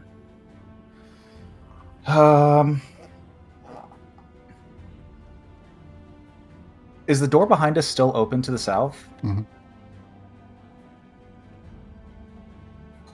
I am going to send Zephyrus that direction. I want him to stick with Zane. or Zane, Thane, excuse me. And oh, cripes, man.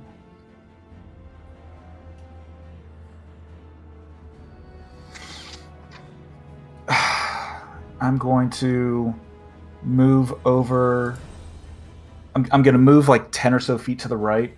Bonus action on Kibeth. Kibeth, you feel a sense of vigor and not urgency, but you feel as though you can move faster than how you perceive the world currently. And I'm using where'd you go?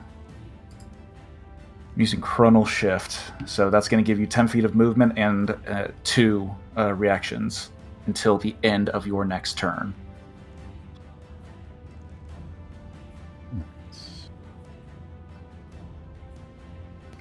And I'm going to yell at Peach and Kimbeth.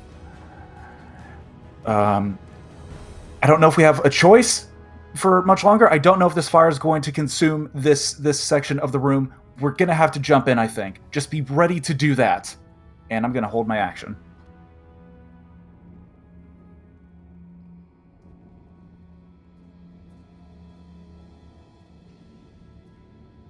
At the end of your turn, the wall of flames continues to spread to the south. It stops at the edge of the water.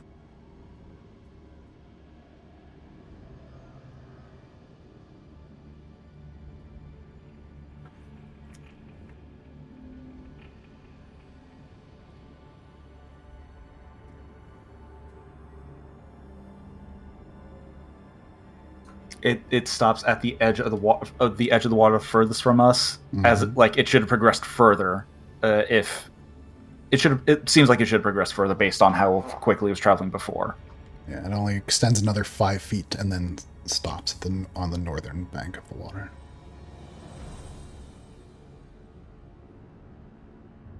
Okay, great. Still on. Your turn.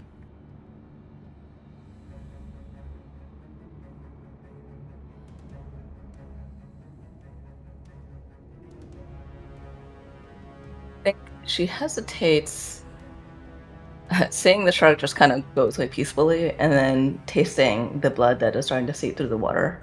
Her tongue looks up for a moment, the water passing through her nostrils and into her lungs. And then she looks at the thrashing tentacle that has woken up again in front of her.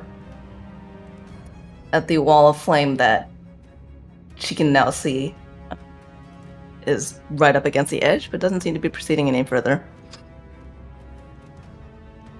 I think she is going to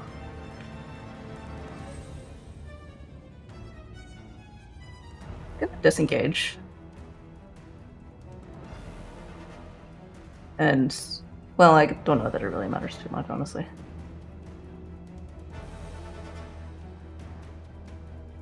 I think she's going to disengage and shouts out a word that sounds rather less hissy than some of the other things that she has said before, and is going to try, sticks her heels together, is going to try and cast Levitate with the Ascender Bloodfield.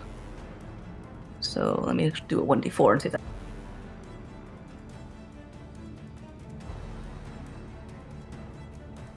It does. And so she will... Yeah, okay. I think she's going to... So she bursts up out of the water in a spray. And rises. It's like 12 feet, you said? 15 feet tall, this chamber? 10-foot high ceiling. 10-foot high ceiling. Okay. And so she hits the top pretty swiftly and then flips around so that her feet are against the ceiling. And then couches there. Is it close with it? No, actually, I don't have action. Yeah, just for context, the flames are floor to ceiling. They are hitting the ceiling. Yep. And I think she will stay there for the nonce at the moment. The intense. Actually, no. She's gonna move a little bit. I don't know if it really matters. I think she's just gonna try and find some, like, she's gonna flatten down and attempt to hide, but I don't know if it really matters for the tentacles. I will try, and I guess we'll see if they attack her or not. Sure. Yeah, so you kind of crouch down and flatten out on the ceiling. Yeah, the intense heat coming from the flames is already starting to like dry your skin, and steam is rising up from your wet clothing. Did she just stick to the ceiling like Spider-Man? Yes. And that is me for now. I think she's going to sheath the short sword as well, muttering angrily about it, and then is just taking a glance around to see what the lay of the land is and what people are doing. But other than that, that's the end of my turn. As the flames reach the northern shore and the intense heat is reaching all the way across, buffeting even the people on the southern side, the tentacles seem to react to this immediately and splash down into the water. Ava, the strong currents almost flip you over several times as they suck down into the deep, all the way down towards the bottom. It seemed to be fleeing the room. Smelling blood, Ava goes after the tentacle. No, I'm just.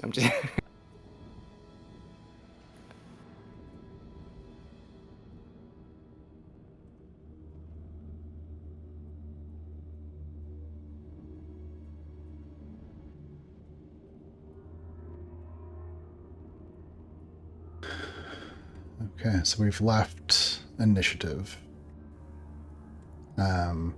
Intense heat from the flames are even reaching people down on the southern side. You can feel it stinging your eyes, drying them out, drying water off of your skin. Ava's down somewhere in the deep, and there's no sign of Casey.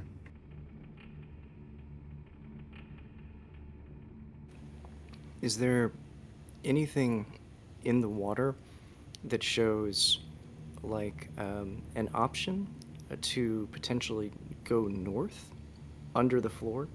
No, Esmond had kind of searched for that with his lights. This fissure in the stone goes down into the deep, but doesn't provide any option to go north.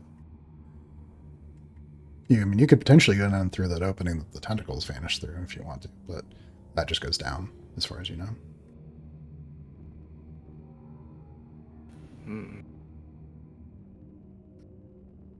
Kate's eyes suggested that'd be a bad idea.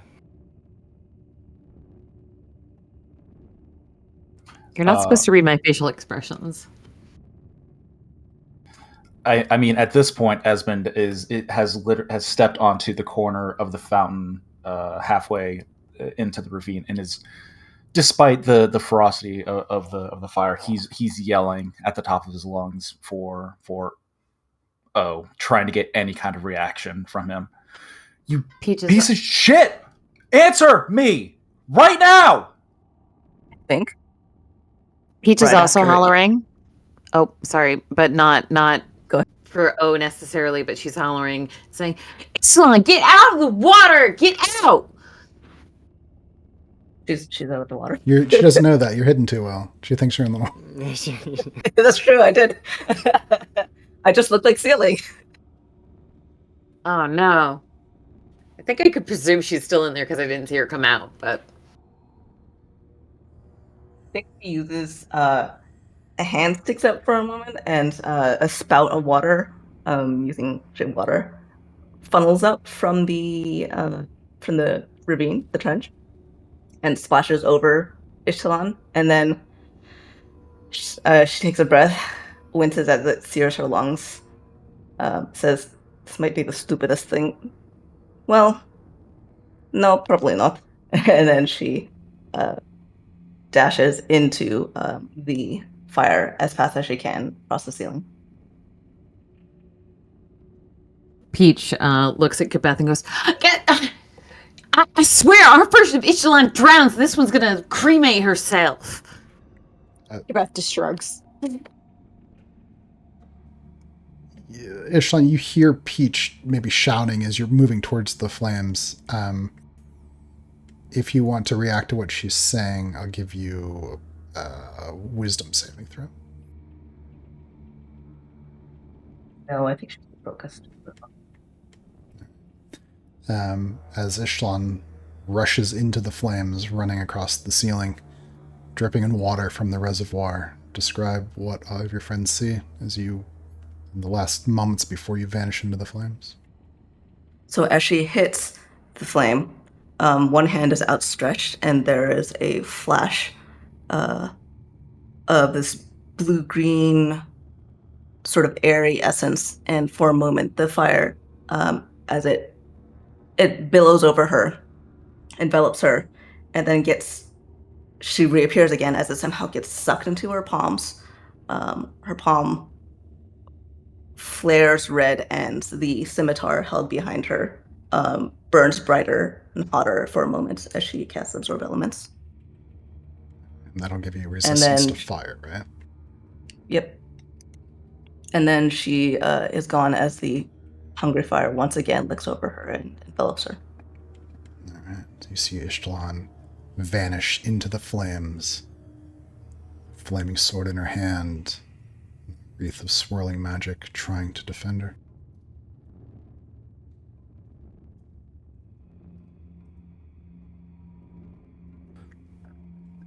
Ava, Peach, Kabeth, Esmond. You're left on the southern shore as Ishtalan vanishes into fire.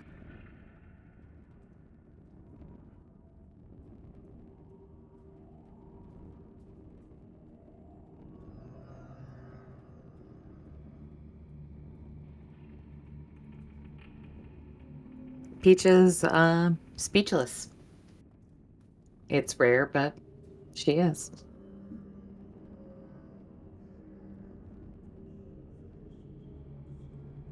There are no screams, nothing in the mind link.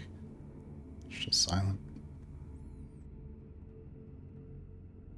After a moment or two, Peach would holler out to Ezra and Kabeth.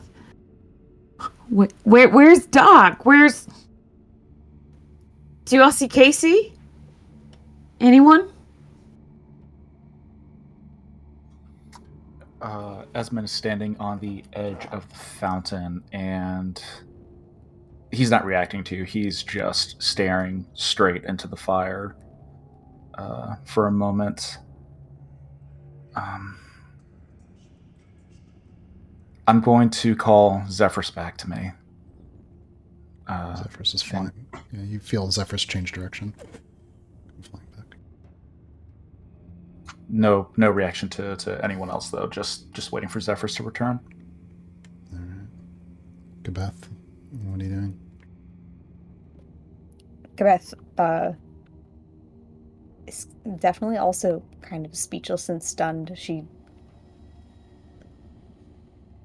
walk towards the fountain to where Esmond is, but she's kind of looking into the flames, and she'll shout over to Esmond, Should I go over there? It won't hurt me as much either. And look for them? No, be careful. As far as we know, they're ashes. What does the thing say again? Which part? The part in Dwarven said something about a feast. The other part was about Casey. I mean,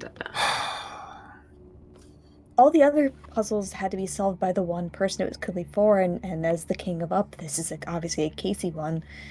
But and he ran across the water, and it was all wonderful and heroic, and now he's gone. No hesitation. Where is he?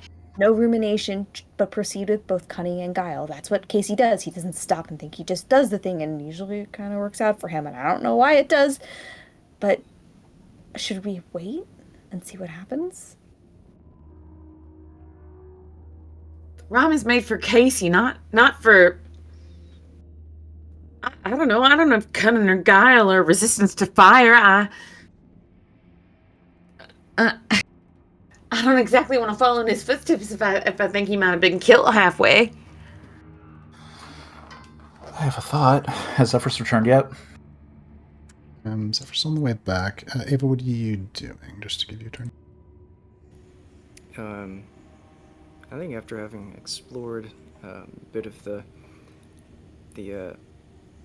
under area in the dark or whatever, realizing she probably doesn't have the right hands to do anything about the wall, even if she wanted to.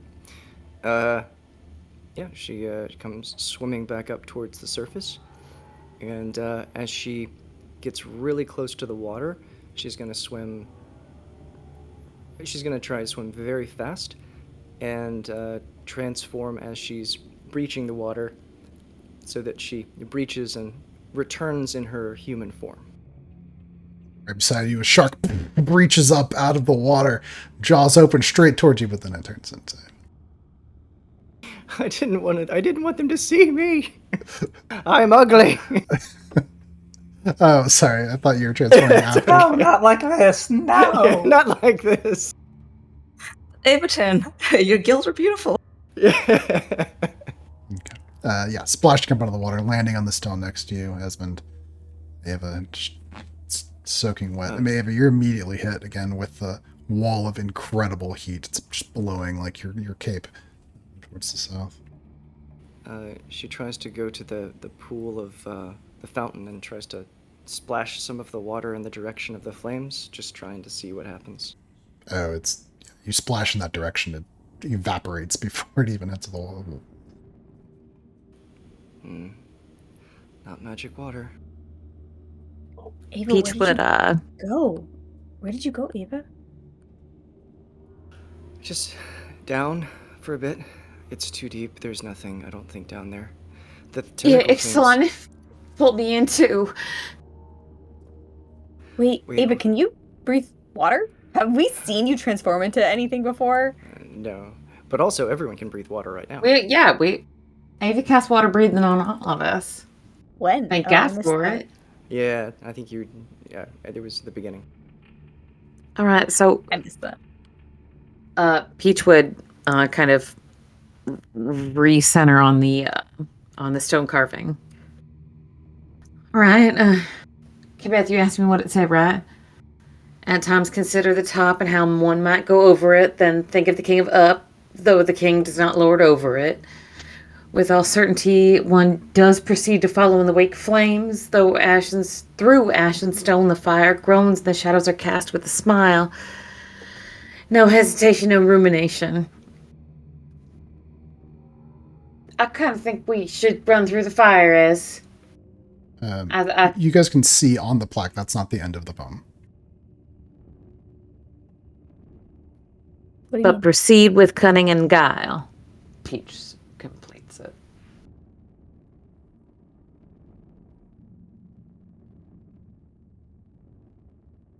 Like, is there more, Chris, that is not written anymore? No. Just she didn't say the last line when she was reading it. That Got wasn't Peach intending to be shady. That was just... I just mean they're reading it, so it's there in front of them. Oh, where's Casey's shadow? Yeah, that's it. It's gone now. Beth addresses Esmond. She says, "Well, it feels hot, but what if it's magic fire, and when we run through it..." Zephyrus is returned, by the way. I had that cape of fire resistance that was my mom's, but I gave it to that halfling girl, Samsel. I don't want to run right into fire. Esmond is palming Zephyrus. He's not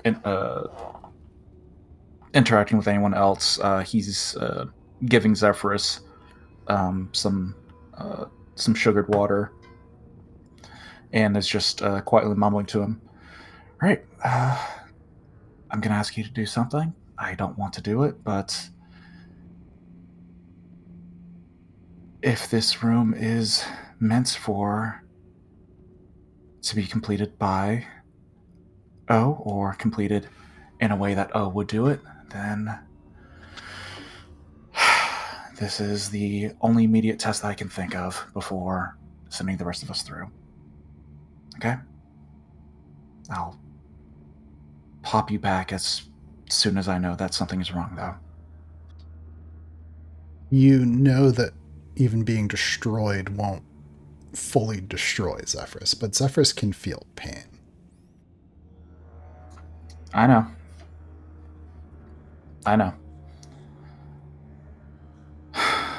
I'm going to send Zephyrus as quick as he can move through the fire to see if he can travel through it safely. Can I give Zeph my last bardic inspiration? Mm-hmm. All right. So Zephyrus drinks from the sweet water, flutters the wings, looks at Esmond. We're a bang, turning north, flying into the flames. Ishtalan, as you stumble about with intense burning heat all around you, you can feel it to the point where you realize this should be destroying you, and yet your flesh is not burning. As you stumble blindly, nothing is where it seems like it should be. You should have reached the other side of the room by now, but you haven't. And then boom, something hits you hard on your side. Casey, Ishtalan's run into you in the flames.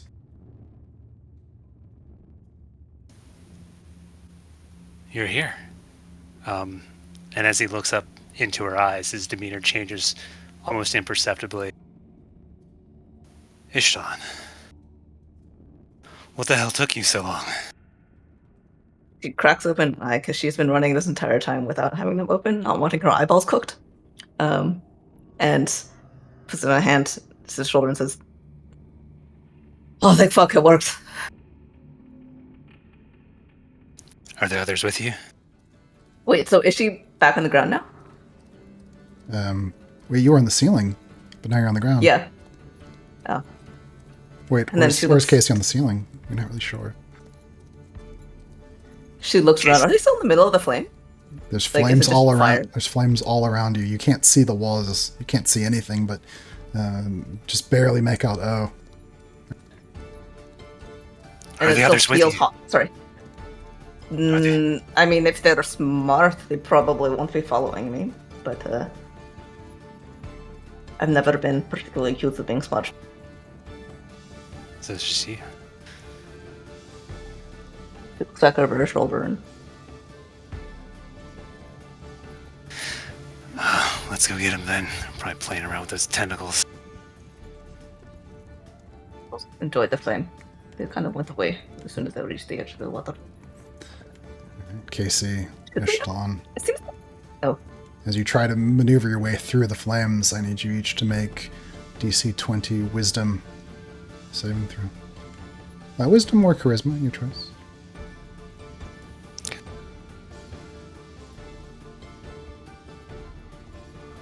$21.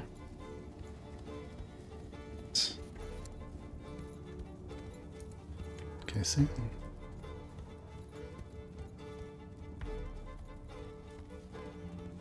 Is a 9. Alright, so you guys are pushing your way through the flames. Ishtalan, you realize Casey's going in the wrong direction. I think still has her hole in her shoulder and then just takes her hand in a little bit more and like tugs him in the proper direction. What are you going? I'm going Also, to the others.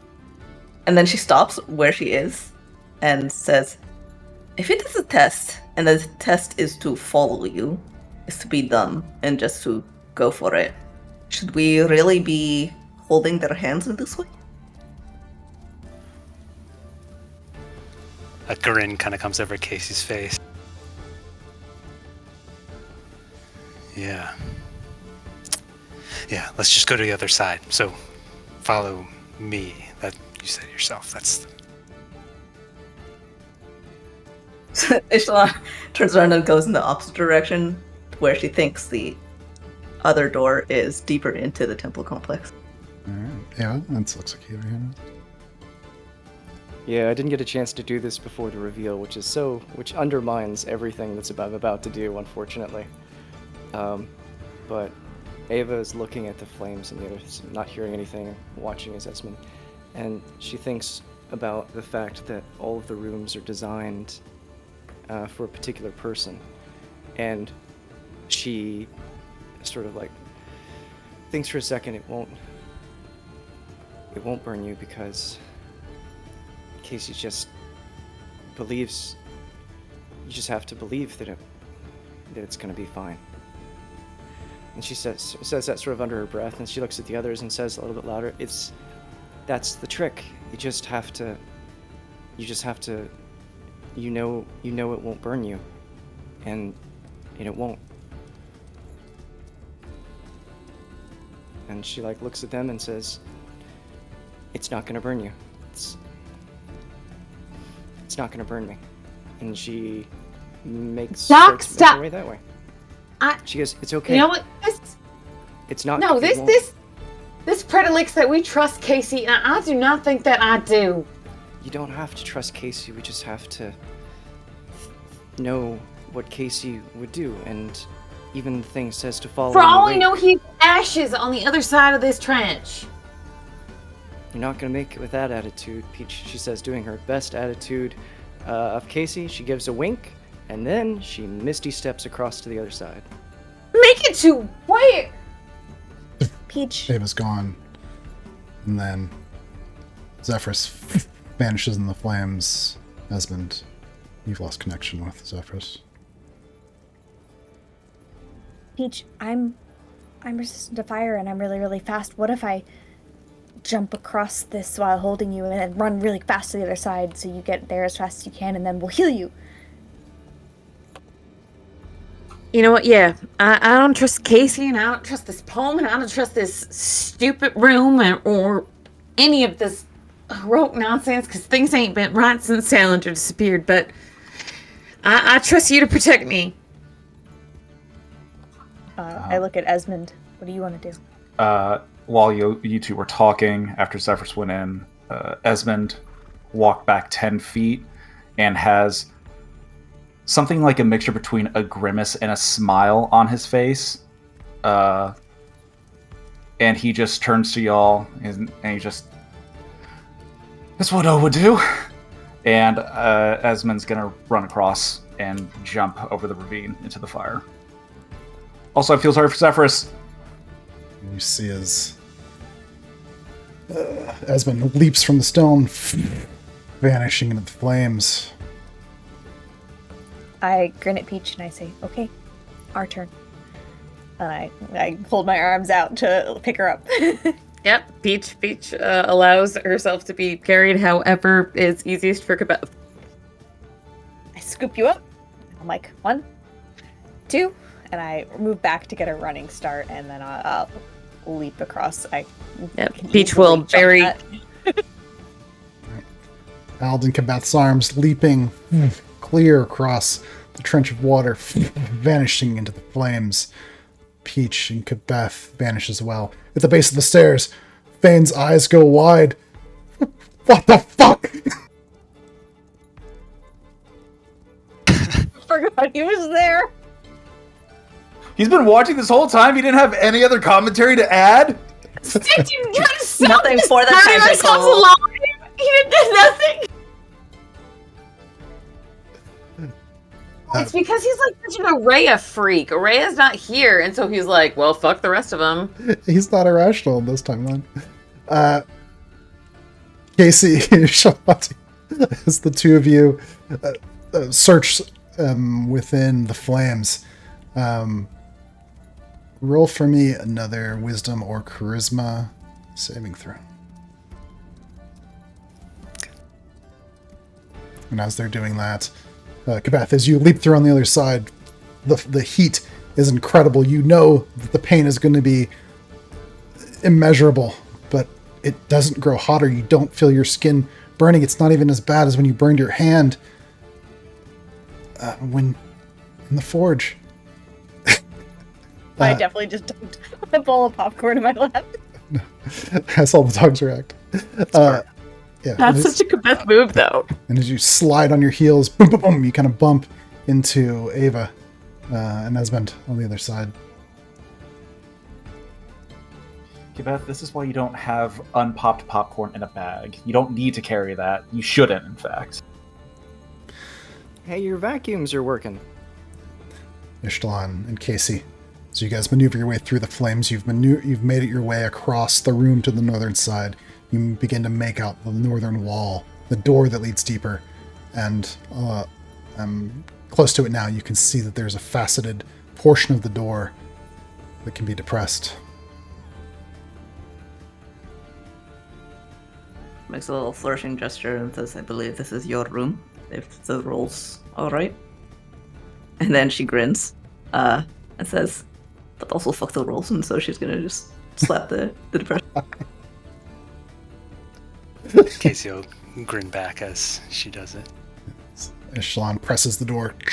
There's a grinding stone, and it slides upward.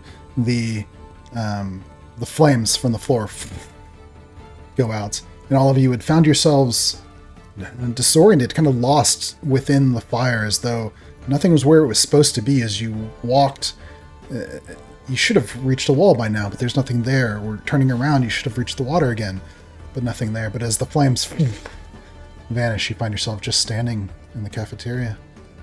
All the stone is hot, as though it has been exposed to flame, but nothing hot enough to burn you.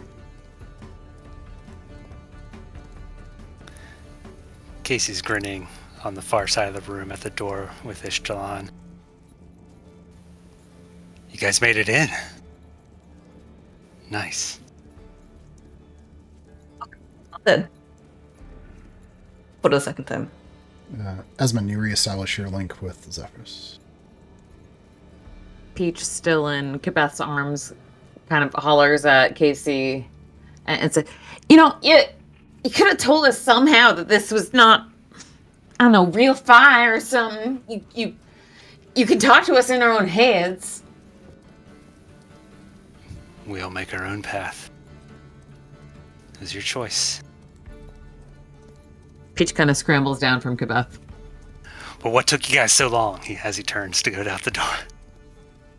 This shit sucks anyways, so much. And Esmond's gonna take Zephyrus and cup him and just yell over his shoulder, Fane, let's go! That's crazy. He comes trotting after you. Could we wait? Should we? I don't. If these fissures keep appearing and there are more creatures down below, I'm not in any shape to do anything at this point. Can we maybe just for a little bit call it and rest some? No, we keep pushing forward. This is what you all wanted to do. We wrap this up as soon as we can so that we can head to that stone tower and get what we actually came here for. We're doing this now. I'm done being patient. I'm done. We either wrap up what we're doing here, or we leave and we don't bother with it. I've run out of patience.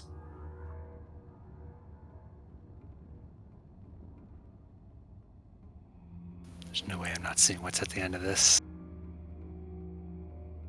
Well, can we think of this logically for just a minute?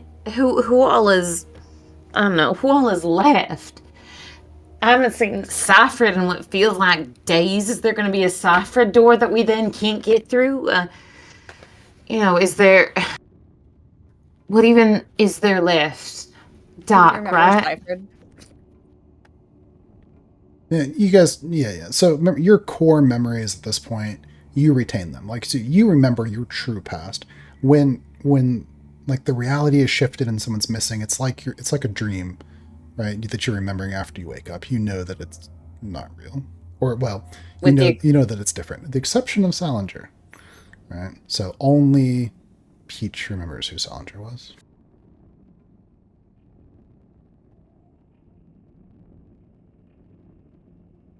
So presuming it's just, I don't know, folks who are in whatever this timeline or instance is, who's even left, right?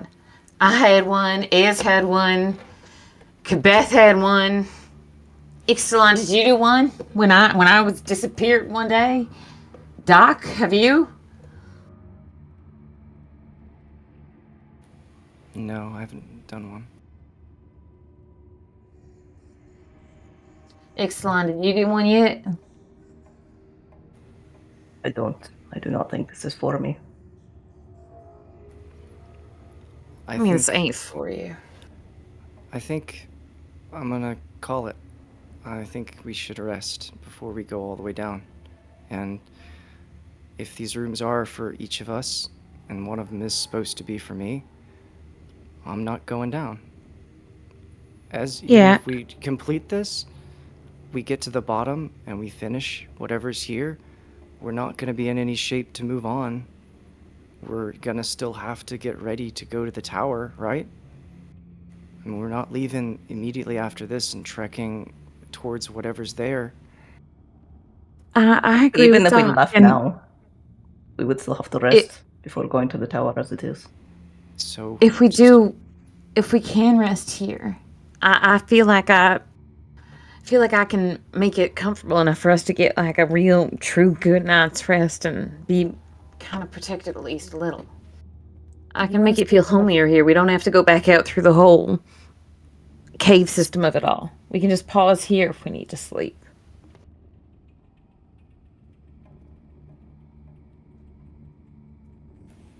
I think we should, because it makes the most sense, even if we want to keep going.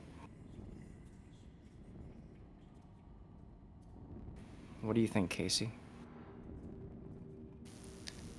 I mean, you have a room left. It's your call. I think if it wants me to do something, I don't even know if I could. Thane says, I agreed to help you read the tablets, but this is madness. I don't know how none of us have died. Oh, we're just really lucky. So, Doc, if it's... presuming it's you next, and if Ixalan doesn't think this is for her or what have you, then I think it should be your call. Do you want me to set up camp here for the night? For everyone? Because I think so. I can. I mean, it's in the room with the tentacles, and he points back towards the... In the room with the cafeteria, there's tables here, and there's enough flat surfaces that I can make us someplace safe to stay. If you want to go, if we can be safe here, then sure, but if we have to go back up across if we can stay here, then that'd be the best. I don't know if the tentacles could reach us, even if it wanted to, this far across the room. A good distance, and there is fresh water from the fountain. There are worse places. For point of order's sake, Peach is offering to cast Tiny Hut, which she has as a ritual now. Yay, Bard! Also, in this room are all like the utensils and things you would need to like cook food and stuff like that. And Let's That not. stomach dishes. growls loudly. These dishes, I assume nothing of actual edible nature is left on them, right?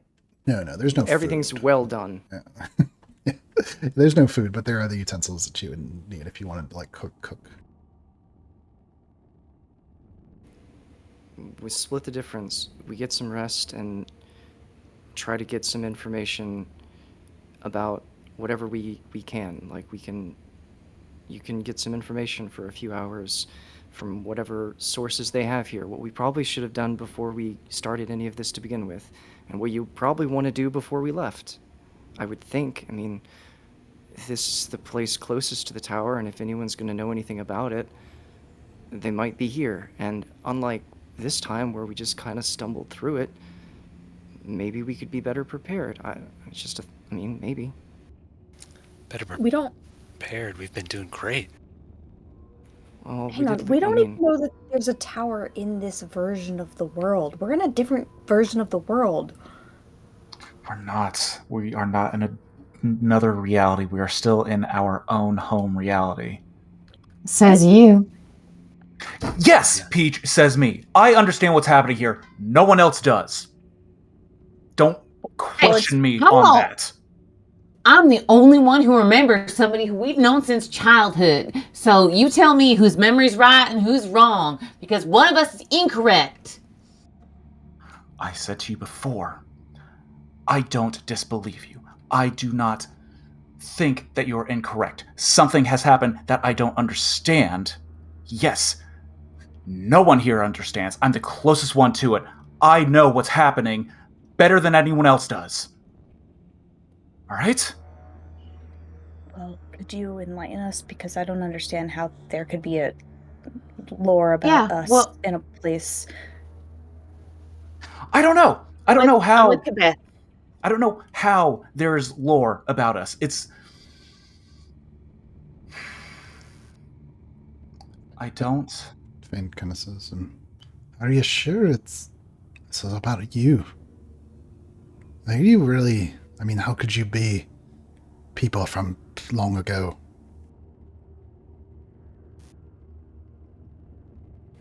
I don't think we're from that long ago.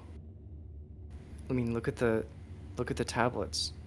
The ones in Dwarven are ancient, and these others are a lot newer. Added. They're additional. Yeah. No one's open. The door you opened at the surface. No one's in all the history of the town of Elenge's Pass has opened that door. So whoever made this made it a long time ago. How long ago? I wasn't there for that session / I was disappeared out of time. Thousands of years ago. Elenge's Pass was founded at the beginning of the last age.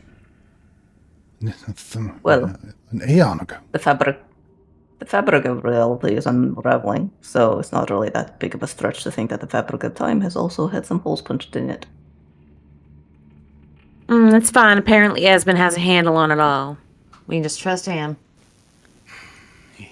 Okay, great. You all start getting your rest, because we're going to proceed moving down despite not knowing what it is that we're aiming for down here. I'm going to go back up, and I'm going to make sure that no more of those exiled dwarves can continue to attack us. If anyone needs me, I'll be on the top floor. And Esmond turns around and just starts heading back south. He's heading back up to the top floor. Okay, Esmond's heading south. What's everyone else doing? All right, Peach, I guess if you can do that thing you were talking about. I can set up a shelter for us wherever you like. We're not gonna chase Esmond up to the surface. We want to set up camp here because I can only do this. I don't think that he wants to be chased after right now. I'm gonna turn towards the other dwarf who's with us, whose name I forgot. Thane. I turn towards Thane and I'm like, hey, Thane, is it possible to have some people bring us some food down here and like toss it over the like I'm sure our rations are fine, but like, you know, it seemed like you guys had really yummy stuff up there and I would prefer something nourishing. There's all kinds of food and hot pies. There's a tavern. I don't know why we're sleeping down here in the rocks. You say hot pies.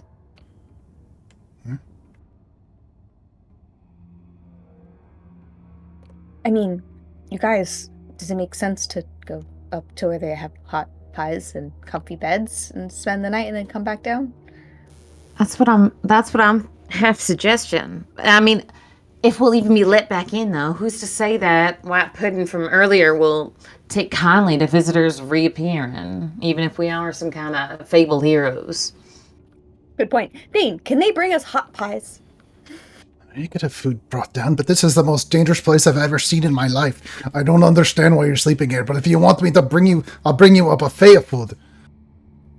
The Kibis would be very, very happy. Would never eat your children ever again if you would bring a hot buffet of food. Yes. Yes, ma'am. And he turns and starts talking. So We've Peach would look at. We've certainly been spending a lot of time in each room. About like what might be an estimate of how long it would take to get back just walking through in already solved puzzle rooms that presumably don't have any creatures in the way. 3 minutes. Oh, okay. Too long. We sleep. We can't risk it. We don't have that kind of time. Peach's point about the pudding issue is a valid one. Yeah, There that's is fine. some value in seeing if the town has been overrun by some scary white albino dwarves and grey dwarves in the time that we are resting down here and fighting other things. The pudding, though, is fine. Like, did this room not teach you guys anything? Pudding is not fine. I'm not very worried about the pudding. I'm more worried about the townsfolk. Yeah, it's interesting. This room taught me that half of us will follow you right into fire. And come out the other side just fine, yeah? Apparently.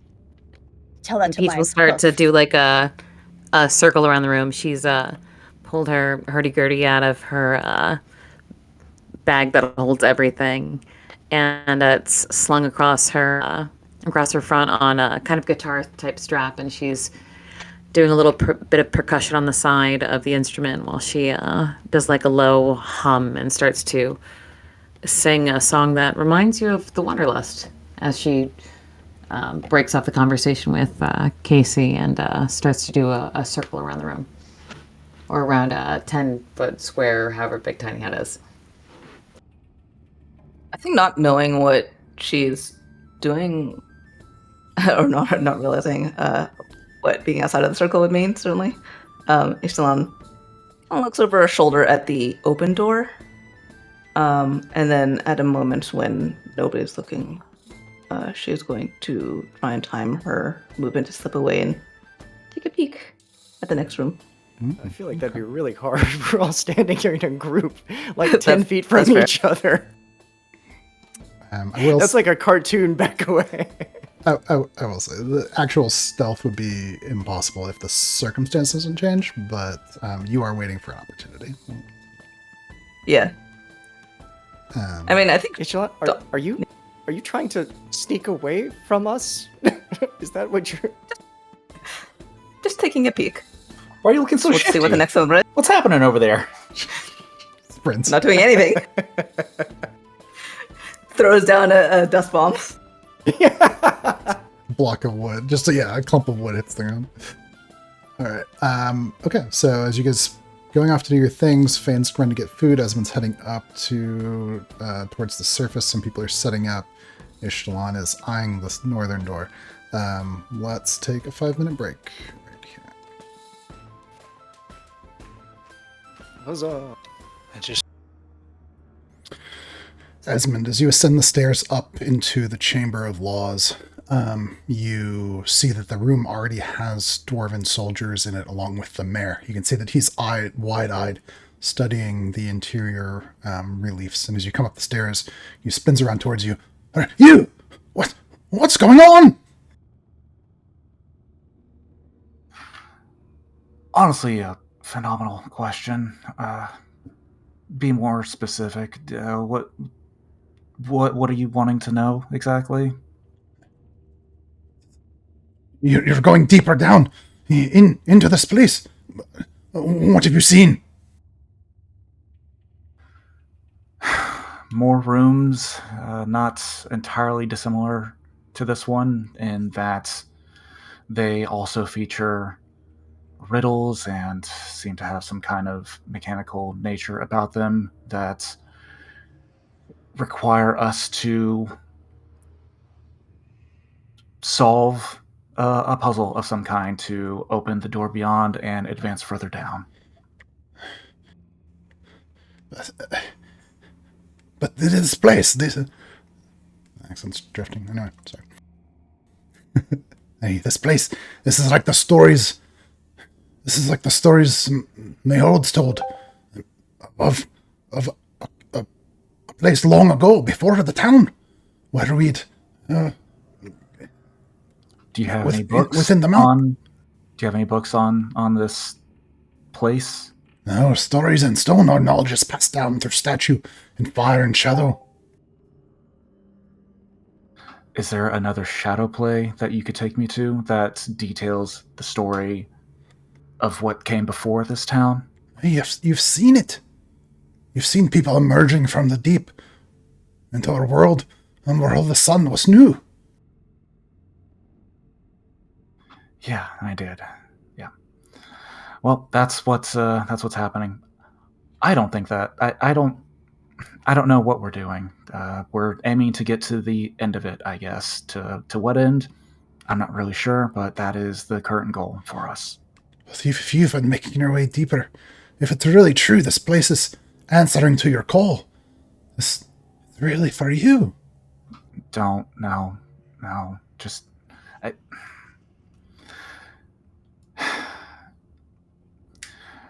so your soldiers are getting set up. I wanted to come up and see if I could do anything about the remaining chasms. See if I can get these to close up some, to prevent at least as strong an incursion as the previous one that we just suffered.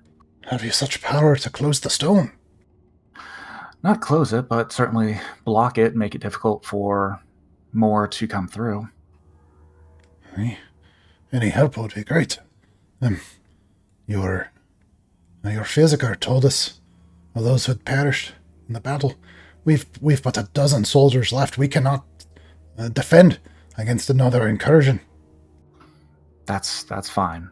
I intend to plug up these crevices as much as I can and order you all to leave, and I will lock the door behind you. You want us to lock you down here in here with the beasts?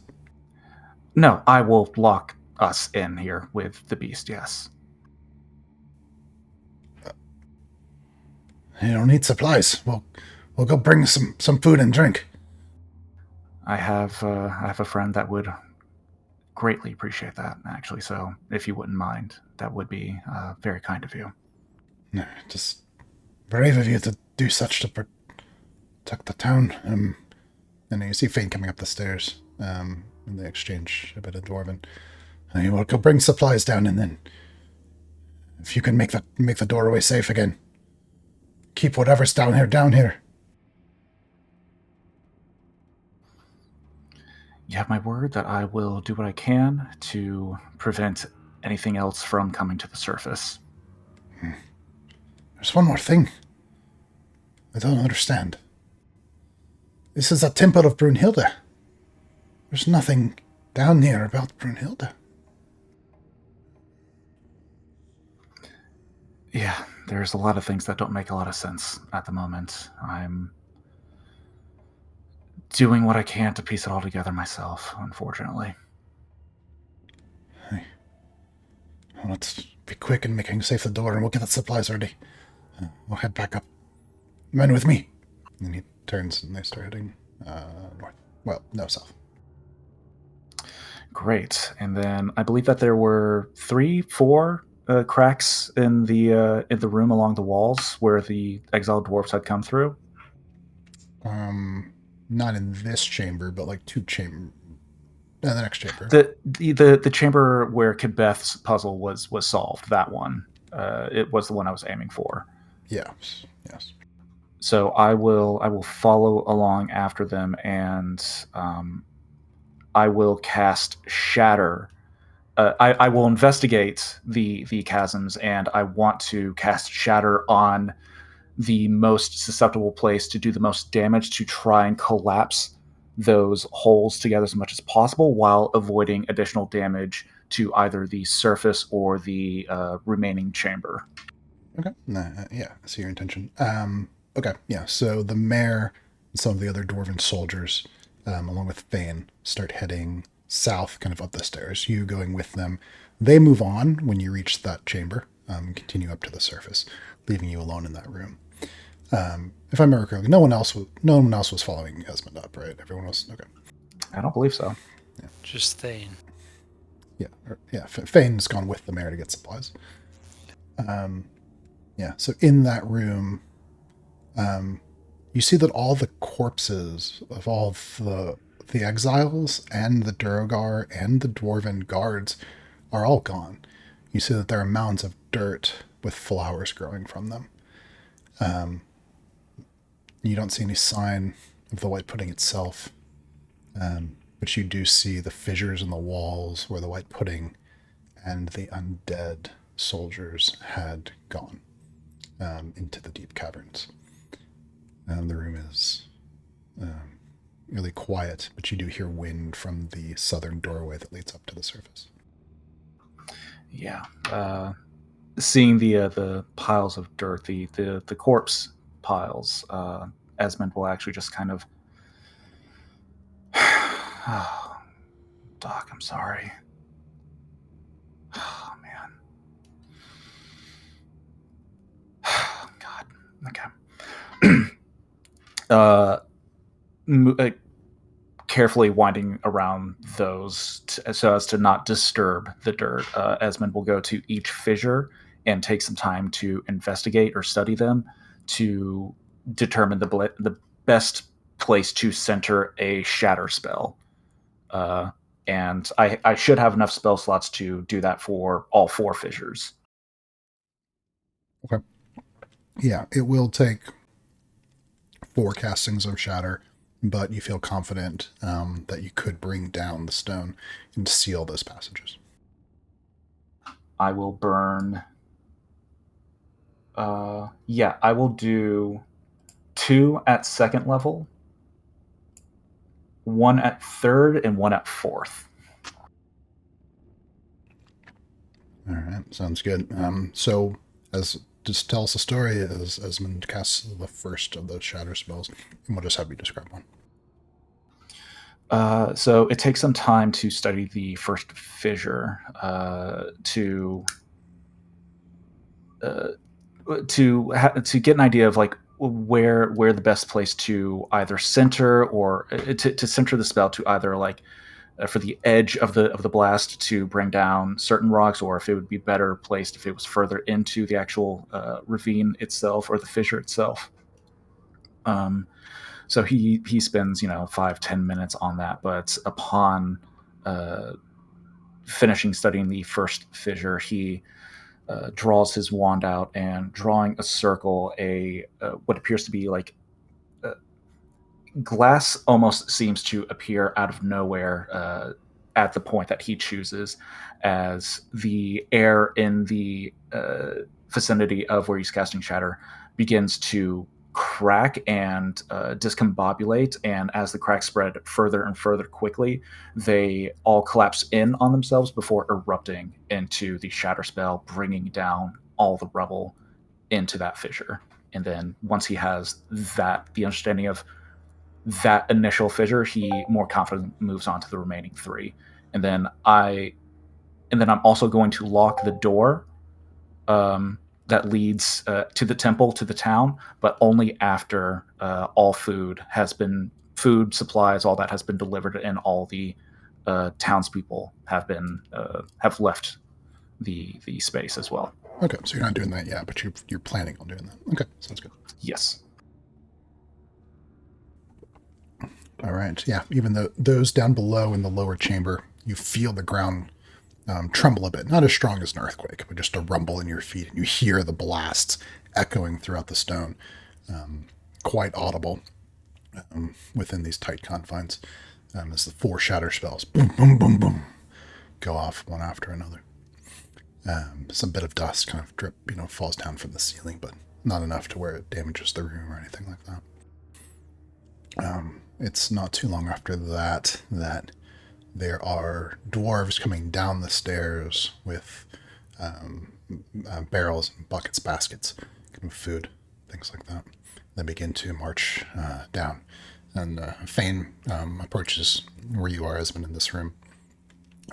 Looks at the sealed fissures and says, "Hey, that'll definitely help to keep us safe. Thank you." Yeah, happy to help. I'll take the rest of the supplies down. If you're really going to be going deeper. Yeah. Okay. Before you go down, Fane, I believe that are you the last one from delivering supplies down below? Well, there's one more barrel I was going to take. Do you intend to continue traveling with us further down? He kind of looks uncertain for a moment and says, all of my life I was dedicated to Brunhilde. The maiden who serves her. I want to know what's going on. I can't not know what's happening here. And you'll need my help. None of you can read the words.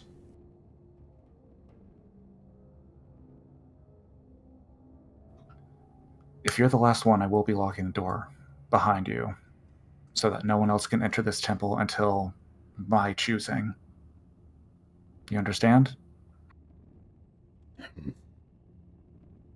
I need you to promise if we run into more fires, you're not going to jump into them. I suppose that's dependent on the puzzle that we're trying to solve at the time.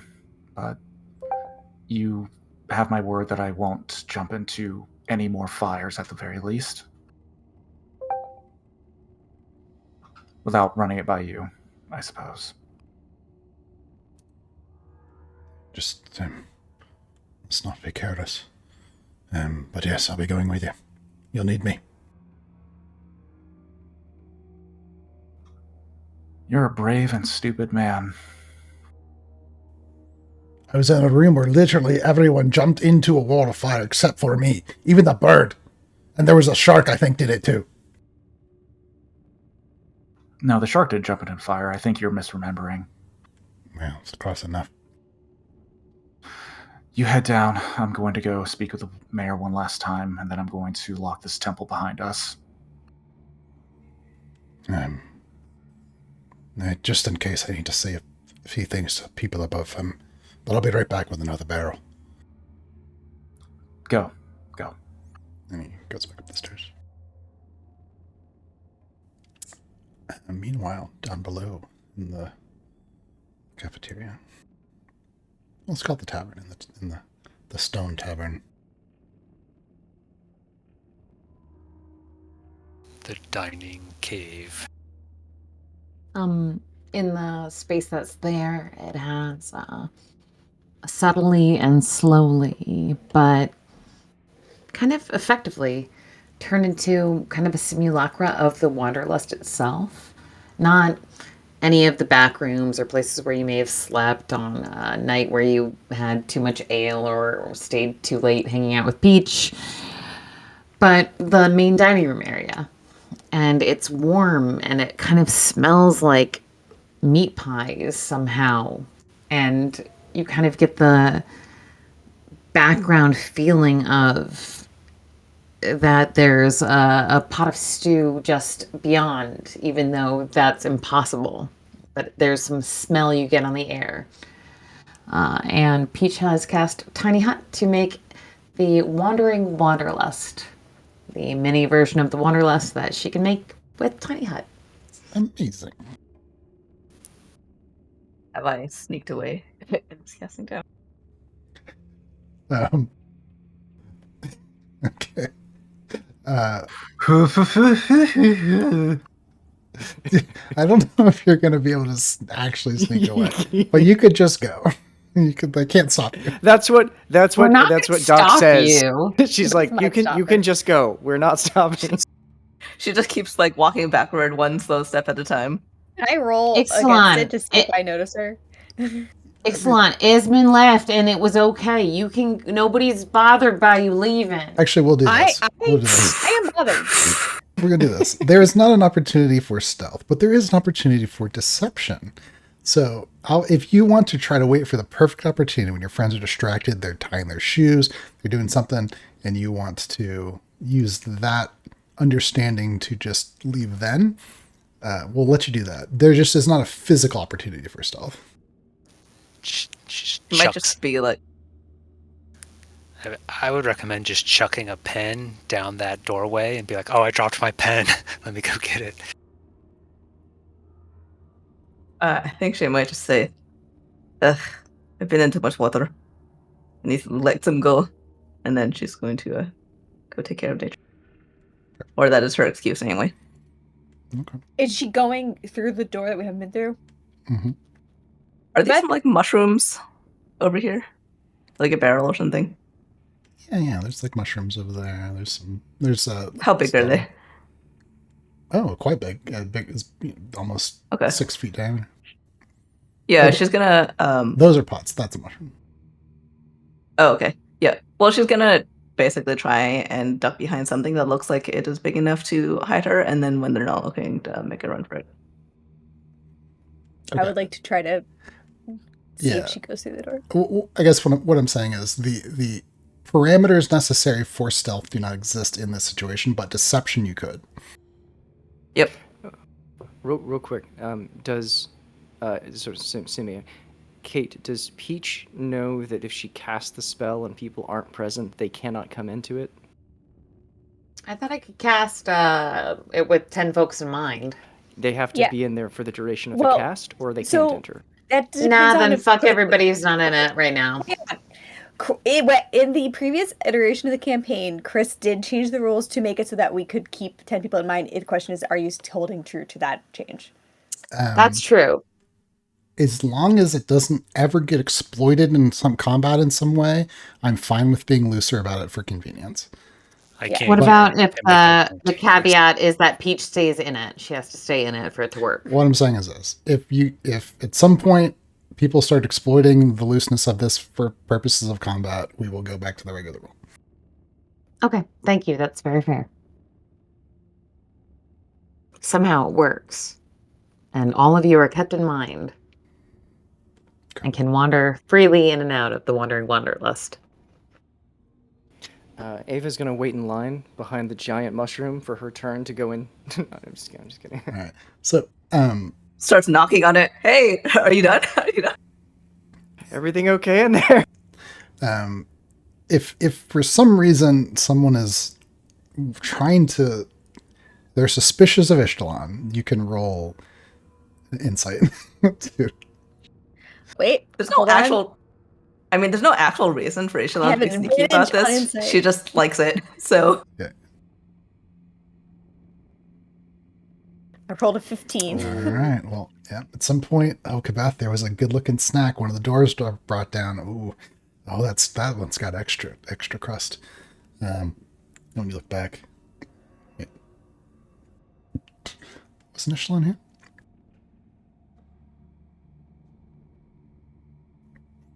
Down she sneaks. All right, but now you have to change your voice and do the Batman voice. away, Ramen. For some reason, I've stolen Zephyrus with me. Meanwhile, Casey, Ava, Kabath, what are you guys doing? Tell us as you're setting up camp and getting cozy. And Peach as well. Casey is crouched down, eye almost to the ground, looking through one of the fissures.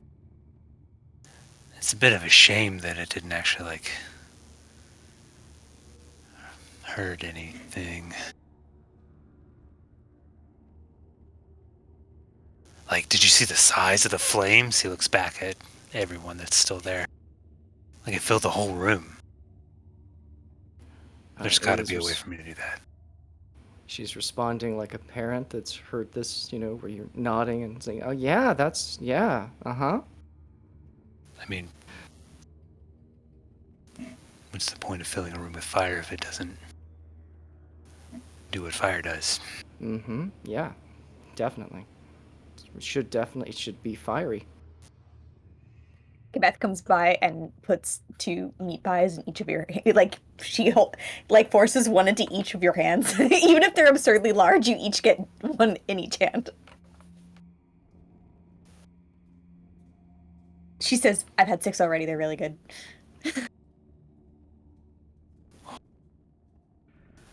And this hut, this is awesome. When did you learn how to make this? Peach had been somehow not hearing Casey and Doc's earlier conversation because she would have been very sassy if she had overheard it. Peach kind of appears seemingly from the back room, but there is no back room. She just appears as if from. And she says, I don't know, it just felt like something that I should be able to do, I guess. give everybody a place to rest and all. Especially after that last room talking about, a place for food and drink and, not all who wander and everything. I kind of felt like maybe I could. I don't know. And then you did. I mean, that's awesome. Sort of felt like I had done it already. I know that isn't make any sense, but I hadn't thought to do it until I read that. I mean, I know it was a poem, but I put it to music, so I think of it like a song, that song about myself. And I thought, what can I do that no one else can? Yeah. Seemed to work. Not the same as being fireproof, but not bad.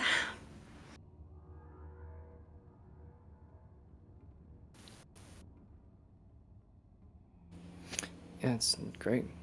And be safe here. Is that right? Like it doesn't. Yeah, as far Just- as I can tell, anyone who I no, I kind of there's like a list somehow. I don't know how to describe it, but unless I want you in here, you can't come in here. So you all are fine, but if a certain white pudding shows up, hopefully, at least wouldn't be easy enough for them to enter. Ez will be back soon. He just needed a bit of time. Yeah, don't worry. I didn't leave him out of the spell or anything, even if I'm annoyed.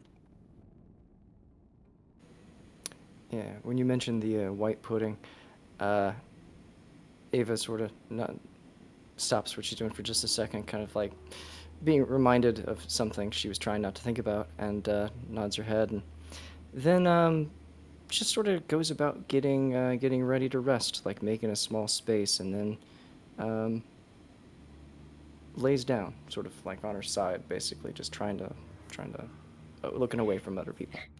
As you do that, Ava, you might stumble upon Kabeth, who uh, has the remnants of another pie on her chest, and she has fallen asleep with her head like propped up on. I guess like if there's like a cushion or something in this tiny hut, she's got that under her head. She's snoring softly. The pie on her chest sort of floats a little bit off of it, and then is set on the ground a little ways away from her, and sort of stacked on top of the others in a more neat fashion.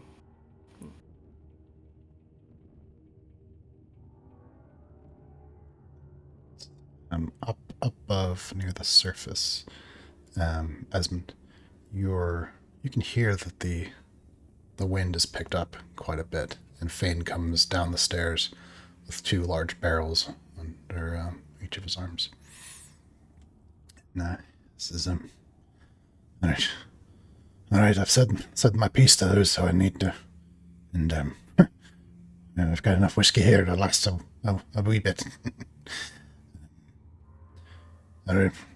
Actually, there's a big storm coming in. Maybe it's good that we be down there. You get storms out this way very often? No, they've only been getting worse since that thing appeared up in the north. But this one seems like a doozy.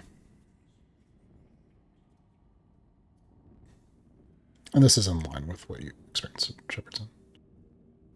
Are your people prepared? Do you all have spaces to remain secure, safe until the storm passes? Aye, Linga's Pass, built into the hillside. Be fine. Storm may be nothing. Okay. Well, feel free to head down. I'm going to give the mayor a warning that the stairs to further beyond the temple will remain locked for the time being until we all return. So I'll see you back down shortly. All right. Go ahead. I'm gonna head down. He starts heading down.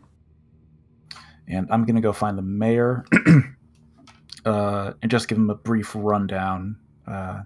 Well, first, can the door from the temple that leads further down, can that be opened and closed from either side of it? Like, is there a switch that would allow us to open the door from the inside or the outside of it now that it's been accessed?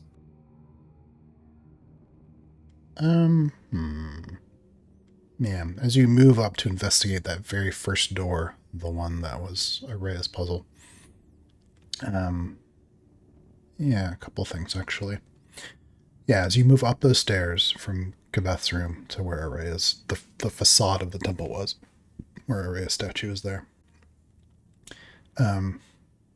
First, yeah, roll investigation. And you can have advantage if you are proficient in stone working tools or masonry. Or tinkering, actually. Okay, it's tinkering. Okay, so that would be at advantage. You said investigation? Mm-hmm.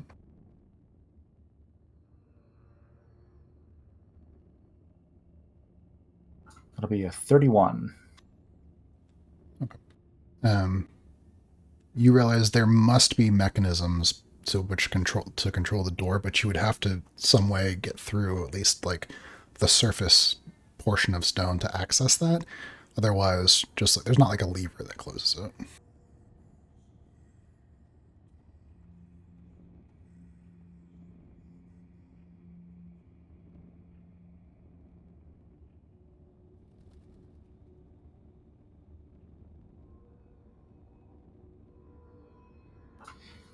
Okay. In that case, I will actually see if I can get the mayor or another dwarf to lend me some aid in tearing down some of the wall to reach a point where we could access the mechanism so that we could open the door from the inside. Yeah, sorry, I didn't even. Sorry, I read the wrong thing. I did not see you got a 31. I thought it was a 13. Yeah, as you're looking around, you realize that there is a section of stone that is sort of a false wall, and it would take some effort, but sliding that open, you see there's essentially a crank that's meant to close the door, like that can close or open the door from this side. Perfect. Okay, yeah, I'll take a little time. I'll move that. I'll test it. I'll go find the mayor, tell him that the temple that leads further in, the door in the temple that leads further into that into the weird recession, that is going to remain locked until such a time that we come back to the surface. Okay, well, yeah, hold on. Yeah. So you find that thing, you test it, and it takes all of your strength. You're barely able to move it, but it does start to move the stone. Someone stronger, maybe like Beth, would have an easier time with that. So you realize that works. The mayor's still kind of up on the surface level. As you start to step up there into the room with Araya's statue, there's a strange feeling you get. You hear a slight high-pitched tone, and it's a strange sensation, like it's happening right behind your eyes. Roll Arcana. Or roll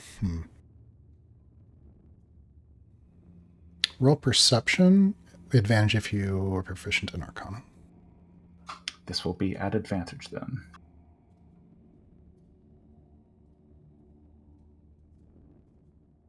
$31. 19's twice. All right. Yeah. There's something, you're stopped for a moment, a little disoriented. There's something weird about this space.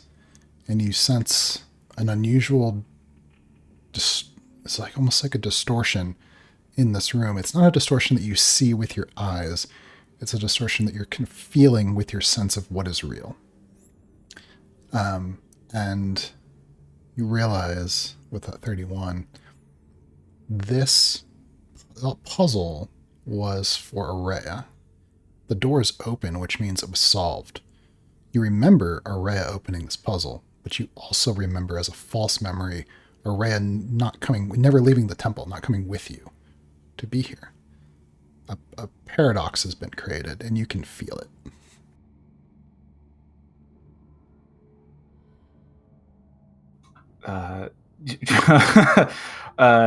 Esmond actually has to find like a wall to kind of stabilize himself against as he like holds his hand to his head. A headache immediately like encroaches in. Oh God! Oh my God! Uh,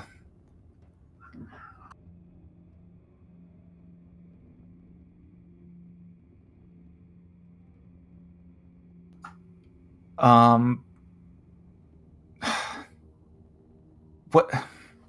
I'm going to stay up a little bit longer. I'm going to just kind of investigate this feeling and like see what does that mean in terms of like how does this affect this temple, this space that we're trying to travel through. You're not sure. It might not affect anything, or it might have repercussions that there's not any way you can predict.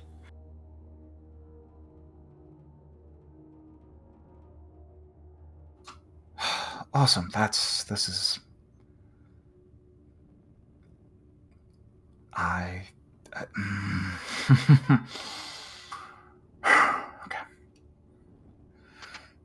Okay, whatever. Fine. I will worry about it later. I'm gonna go find the mayor.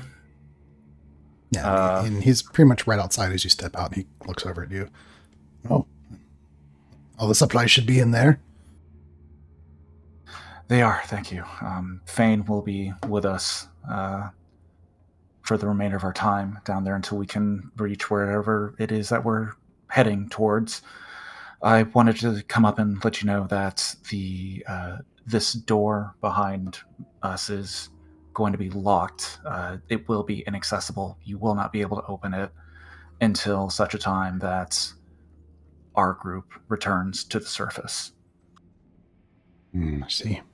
And you can see outside there's other people from the town that have kind of gathered and they're looking your direction. You see, like a kid kind of peeking around someone else to have a look at you. They're kind of murmuring and whispering to each other. Some of them look excited, some of them look frightened. The wind is howling and piercing against your left side, and you can see a large storm bank and a flurry of snow, and you can tell there's going to be a really intense blizzard that's on its way in the next couple hours. Fane had said that this was a especially bad-looking storm. He said that you all would be prepared for, but this does seem especially bad. Like, you all will be okay? It's going to be a lot of snow, but we sow for the winter. I don't want to do this. I'm going to... join me in here, please. And as I'm going... Esmond is actually going to try and gesture him back into the temple. Mm-hmm. Of course. And yeah, I'm going to have the temple door closed, because what I'm going to do, I want to do it from the outside of the temple, so not in the ruins. So in Araya's room, not in the stairs, not in the staircase leading to Kebeth's room, right? How are you going to close the door? Oh, right, because there's no. Okay, in that case, never mind. On the other side, so we will go to the staircase and close the door there. And wait! I don't want to stay down here. You won't be staying down here, sir. What I'm going to share with you is strictly for an emergency case scenario. If the storm ends up being worse than any of you can predict, then that is unsafe for any of you. These ruins could prove a decent shelter for the time being, until the storm passes, at least. Well, seems like there's nothing but terrible things here. A town safe?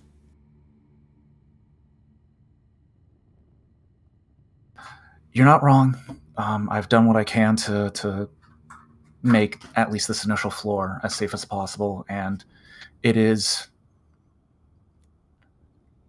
as safe the further down that you go. This is strictly for your purposes in case of an emergency. Okay, what's on your mind?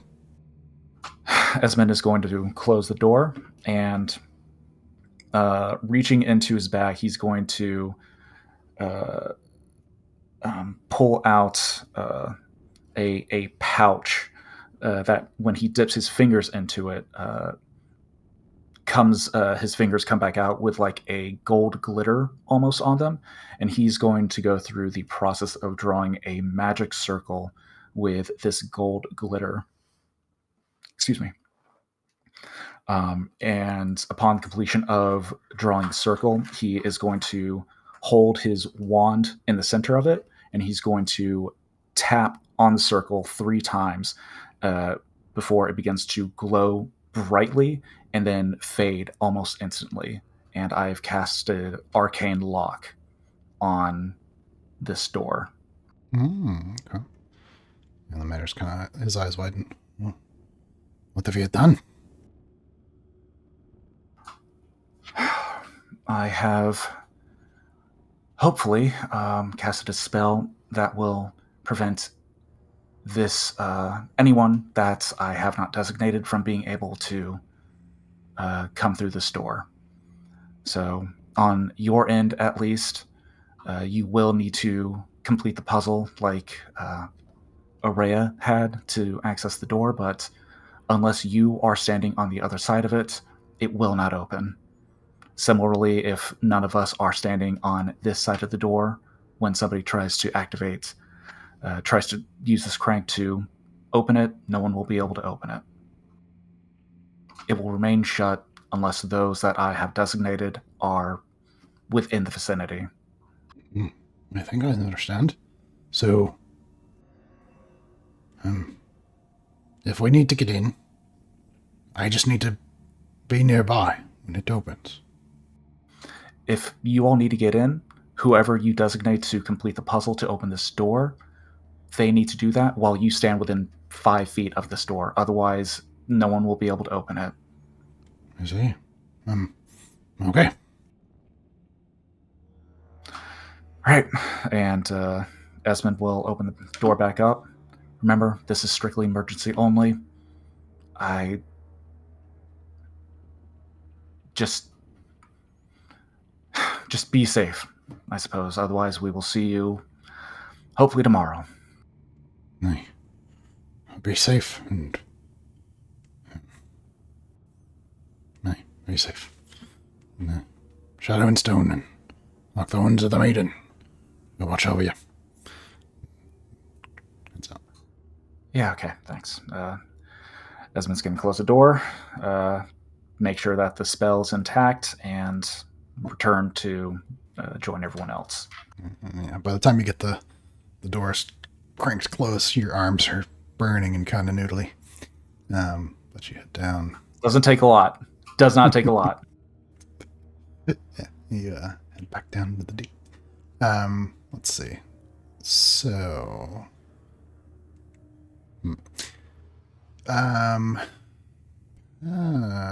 Trick. What's your percentage probability that you can play next week before we give Ishtalan information?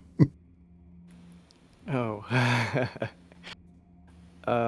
Yeah, I mean, as far as I know, I should be able to be around. There's nothing that I know of coming up that would prevent it. Okay, well, I'll just break reality if for some reason you're not here next week. Ishtalan, as you go down the stairs to the deep, as you're about halfway down the stairs, smears of cool and warm light on different walls kind of catch your attention. There's a light source down below. She is, of course, going as quietly as she can as her intention is not to go in and solve this thing. As you sneak down, you work your way down the stairs and you find yourself coming to a chamber much like the ones before, but this one immediately has the thick floral scent of earth. And what you see when you reach the room below is a chamber much the same dimensions as the ones you've been in, but there are rows of planters running north to south that are overflowing with strange plants in gourds and luminescent blue-leafed flowers, mushrooms, and looks like fruit. All of it looks edible, and you realize you've come to what seems to be a room that's a farm. There's a door on the far side.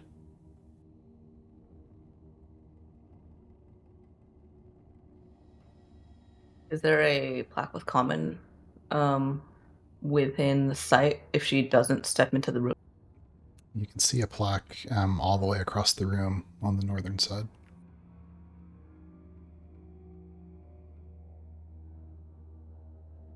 It's like 100 feet. Is there any chance I could read it? Nah, because the light's really dim. It's an engraving. What is the closest? Well, basically, she wants to see if she can pluck a flower from one of these planters and take it back. Okay, well, you'd have to step into the room to do that if you want to. Press that button. Press that button. Don't you trigger anything. It's such a shiny red button. Don't do it.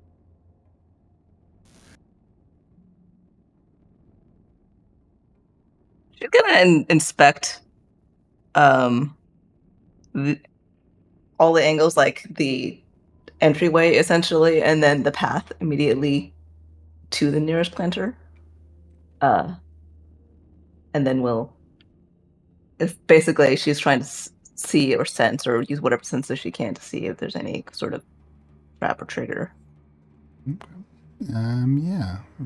What's your perception bonus? 13.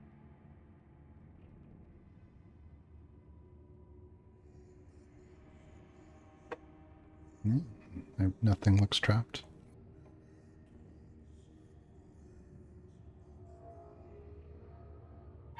You see this sort of. Actually, I think she's gonna try and use her boots again. So we'll see if that works. Taps her heels. Rides just floats a few gentle feet off the ground and kind of pushes herself toward one of the planters. You drift over to the nearest planter, and there's a soft glow, luminous from these underground plants. Do Say that again? I recognize any of these plants? Like, do they look at all familiar? They look kind of like the ones you've seen growing up above, but you've only seen them in this temple. Okay. Well, I think she's going to pick one of the glowing flowers, a nice, healthy-looking one, and then we'll attempt to push back if nothing snaps out and eats her. You grasp on the stem and pull, and it bends towards you and snaps. She pushes back toward the entry. Push off the planter, heading back towards the stairs, and drift that way, and manage to get back on the stairs. Well, yeah. She'll let the spell go and walks up. Yeah. Since you actually did go a little bit farther in the room, roll a perception check.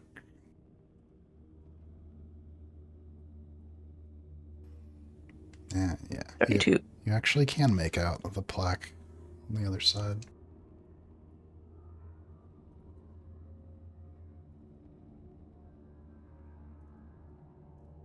And she probably spends a little bit longer when realizing that she can. She spends a little bit longer hovering over the flowers, squinting at it, and then murmurs it over and over to herself to try and memorize it as fast as she can.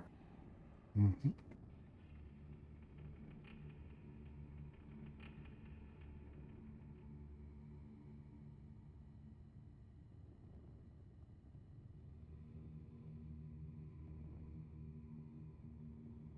Oh, and actually, you know what? With a 32, you notice something else as well. There is a wide, large circle that is very lightly inscribed into the ceiling of this room, which is about 15 feet tall. It pretty much covers almost the entire diameter of the room, and there are slight embellishments. Roll investigation, and you have advantage if you are proficient in performance.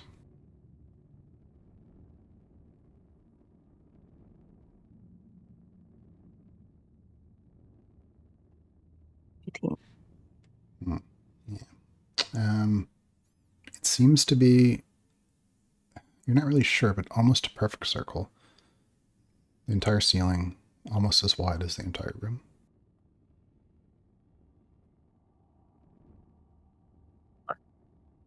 All this in.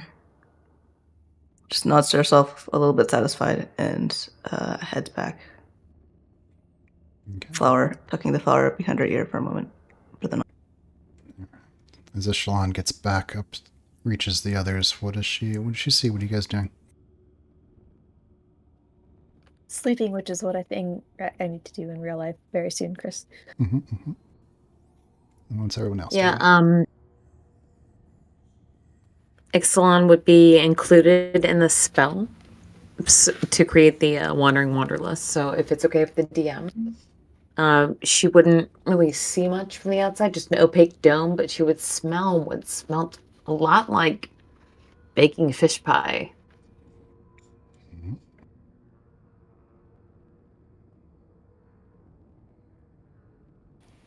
Ava is inside. She pokes her head through the veil of whatever's there. On what I imagine are cots or something. Are those in the? Okay, yeah. Yeah. A small cot, sort of somewhere towards the perimeter of it. Looks like she's sort of curled up on her side, facing the translucent wall, looking back into the rest of the room. Or no, actually, I guess she'd be staring at the wall. So she's sort of looking north, I suppose, staring at the wall and whatever's there. And she seems to be softly sleeping. The vibe inside of the tiny hut, I imagine, is very much like you may have experienced growing up, especially, when we were all 12 and under. It's like a sleepover at Peach's house. It's like a bunch of bedrolls put together in the common space of the Wanderlust. So it's very comfortable, very cozy, uh, and very much like a playhouse version of the tavern that you know. Esmond, Casey. Casey is kind of lounging in one of the corners of the circular hut, just leaning back, tossing a ball of fire up into the air and catching it. And as he throws it up in the air, his shadow gets cast along back onto the wall of the hut. And every time it bounces up the wall, there's just a grin at the apex. When it gets as big as it can get, there's a grin right where his mouth would be, and then it extends back down. He's just kind of just relaxing there. What Esmond? What I have returned by now, Esmond would have found a table kind of situated away from everyone else, as he has all his journals and study materials out, and he is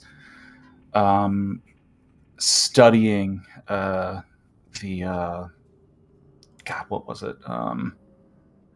Studying that handwritten journal and the book discussing with magic that we had previously talked on, continuing that study.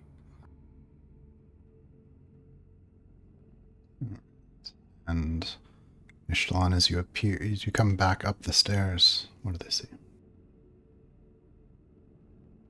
nothing outside of the thing for the moment, but when she sees this sphere that she was not present for the final casting of, she kind of blinks but follows her nose inside of it. Should they see a hand? Actually, no. I just realized it can actually be translucent from the inside. So maybe do that bit. They see her sort of approach the side, and then like put a finger out and touch it. And Yeah, then when her hand goes in, as you do that, Peach opens the door. Hey, it's Lon. Come on in. well, it's quite the trick. Yeah, Smells really good. apparently I can make it like a home away from home. The smell ain't real, though. You'd have to get whatever meat pies they sent us down with. It's just a little bit of prestidigitation to make it feel like home. She smiles a little and is quiet.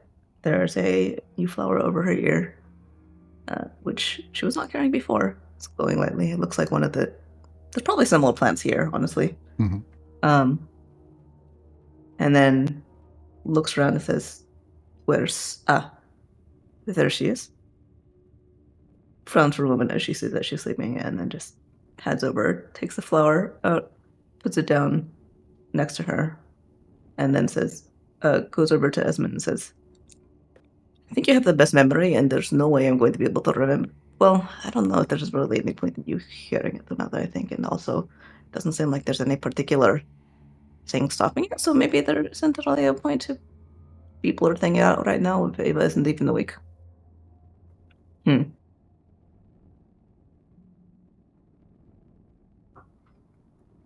What? I saw the next room. Looks like it's probably Ava's. Did you get the inscription on? I assume there's another riddle down there. Looks like. I'm trying to remember it. Oh. Some. You won't keep your voices down, though. Let her sleep. Poor thing. She's been exhausted. Just whatever you say, just keep it down. Ava doesn't need to solve this puzzle yet. She squats down next to Esmond and says very quietly, "There's something about eyes and ears that see or hear too much. Something starlight. No, there was like loss, but that does not the strength to carry on despite the loss. There was something about the gardener's touch and the lily. Something about starlight within, maybe also providing strength. Something about a golden sphere and let it roll. And the path of quiet, of not succumbing to wrath, take the toll." I mean, I'll think on it, but I'm going to be honest, it's not my priority right now. And if we're going to continue moving down, we'll see it tomorrow, most likely. So That was why I did the whole thing about maybe there's not really any point in repeating it, but. Alright, who's taking first watch? Finn says, "Hi, I know what the problem is. You need some whiskey." Cracks up on a keg. And that's where we'll end for tonight. Ooh, Dalvik. Yay! Yay! Alright, I won't be here next week, so don't die, you guys. You'll be completely tankless. We got Esmond. Yeah, Esmond. no. We have Ava now also, as a shark. That's going to be the It only can turn wild into shape thing. she can do, even on land. It'll just be a shark flopping around.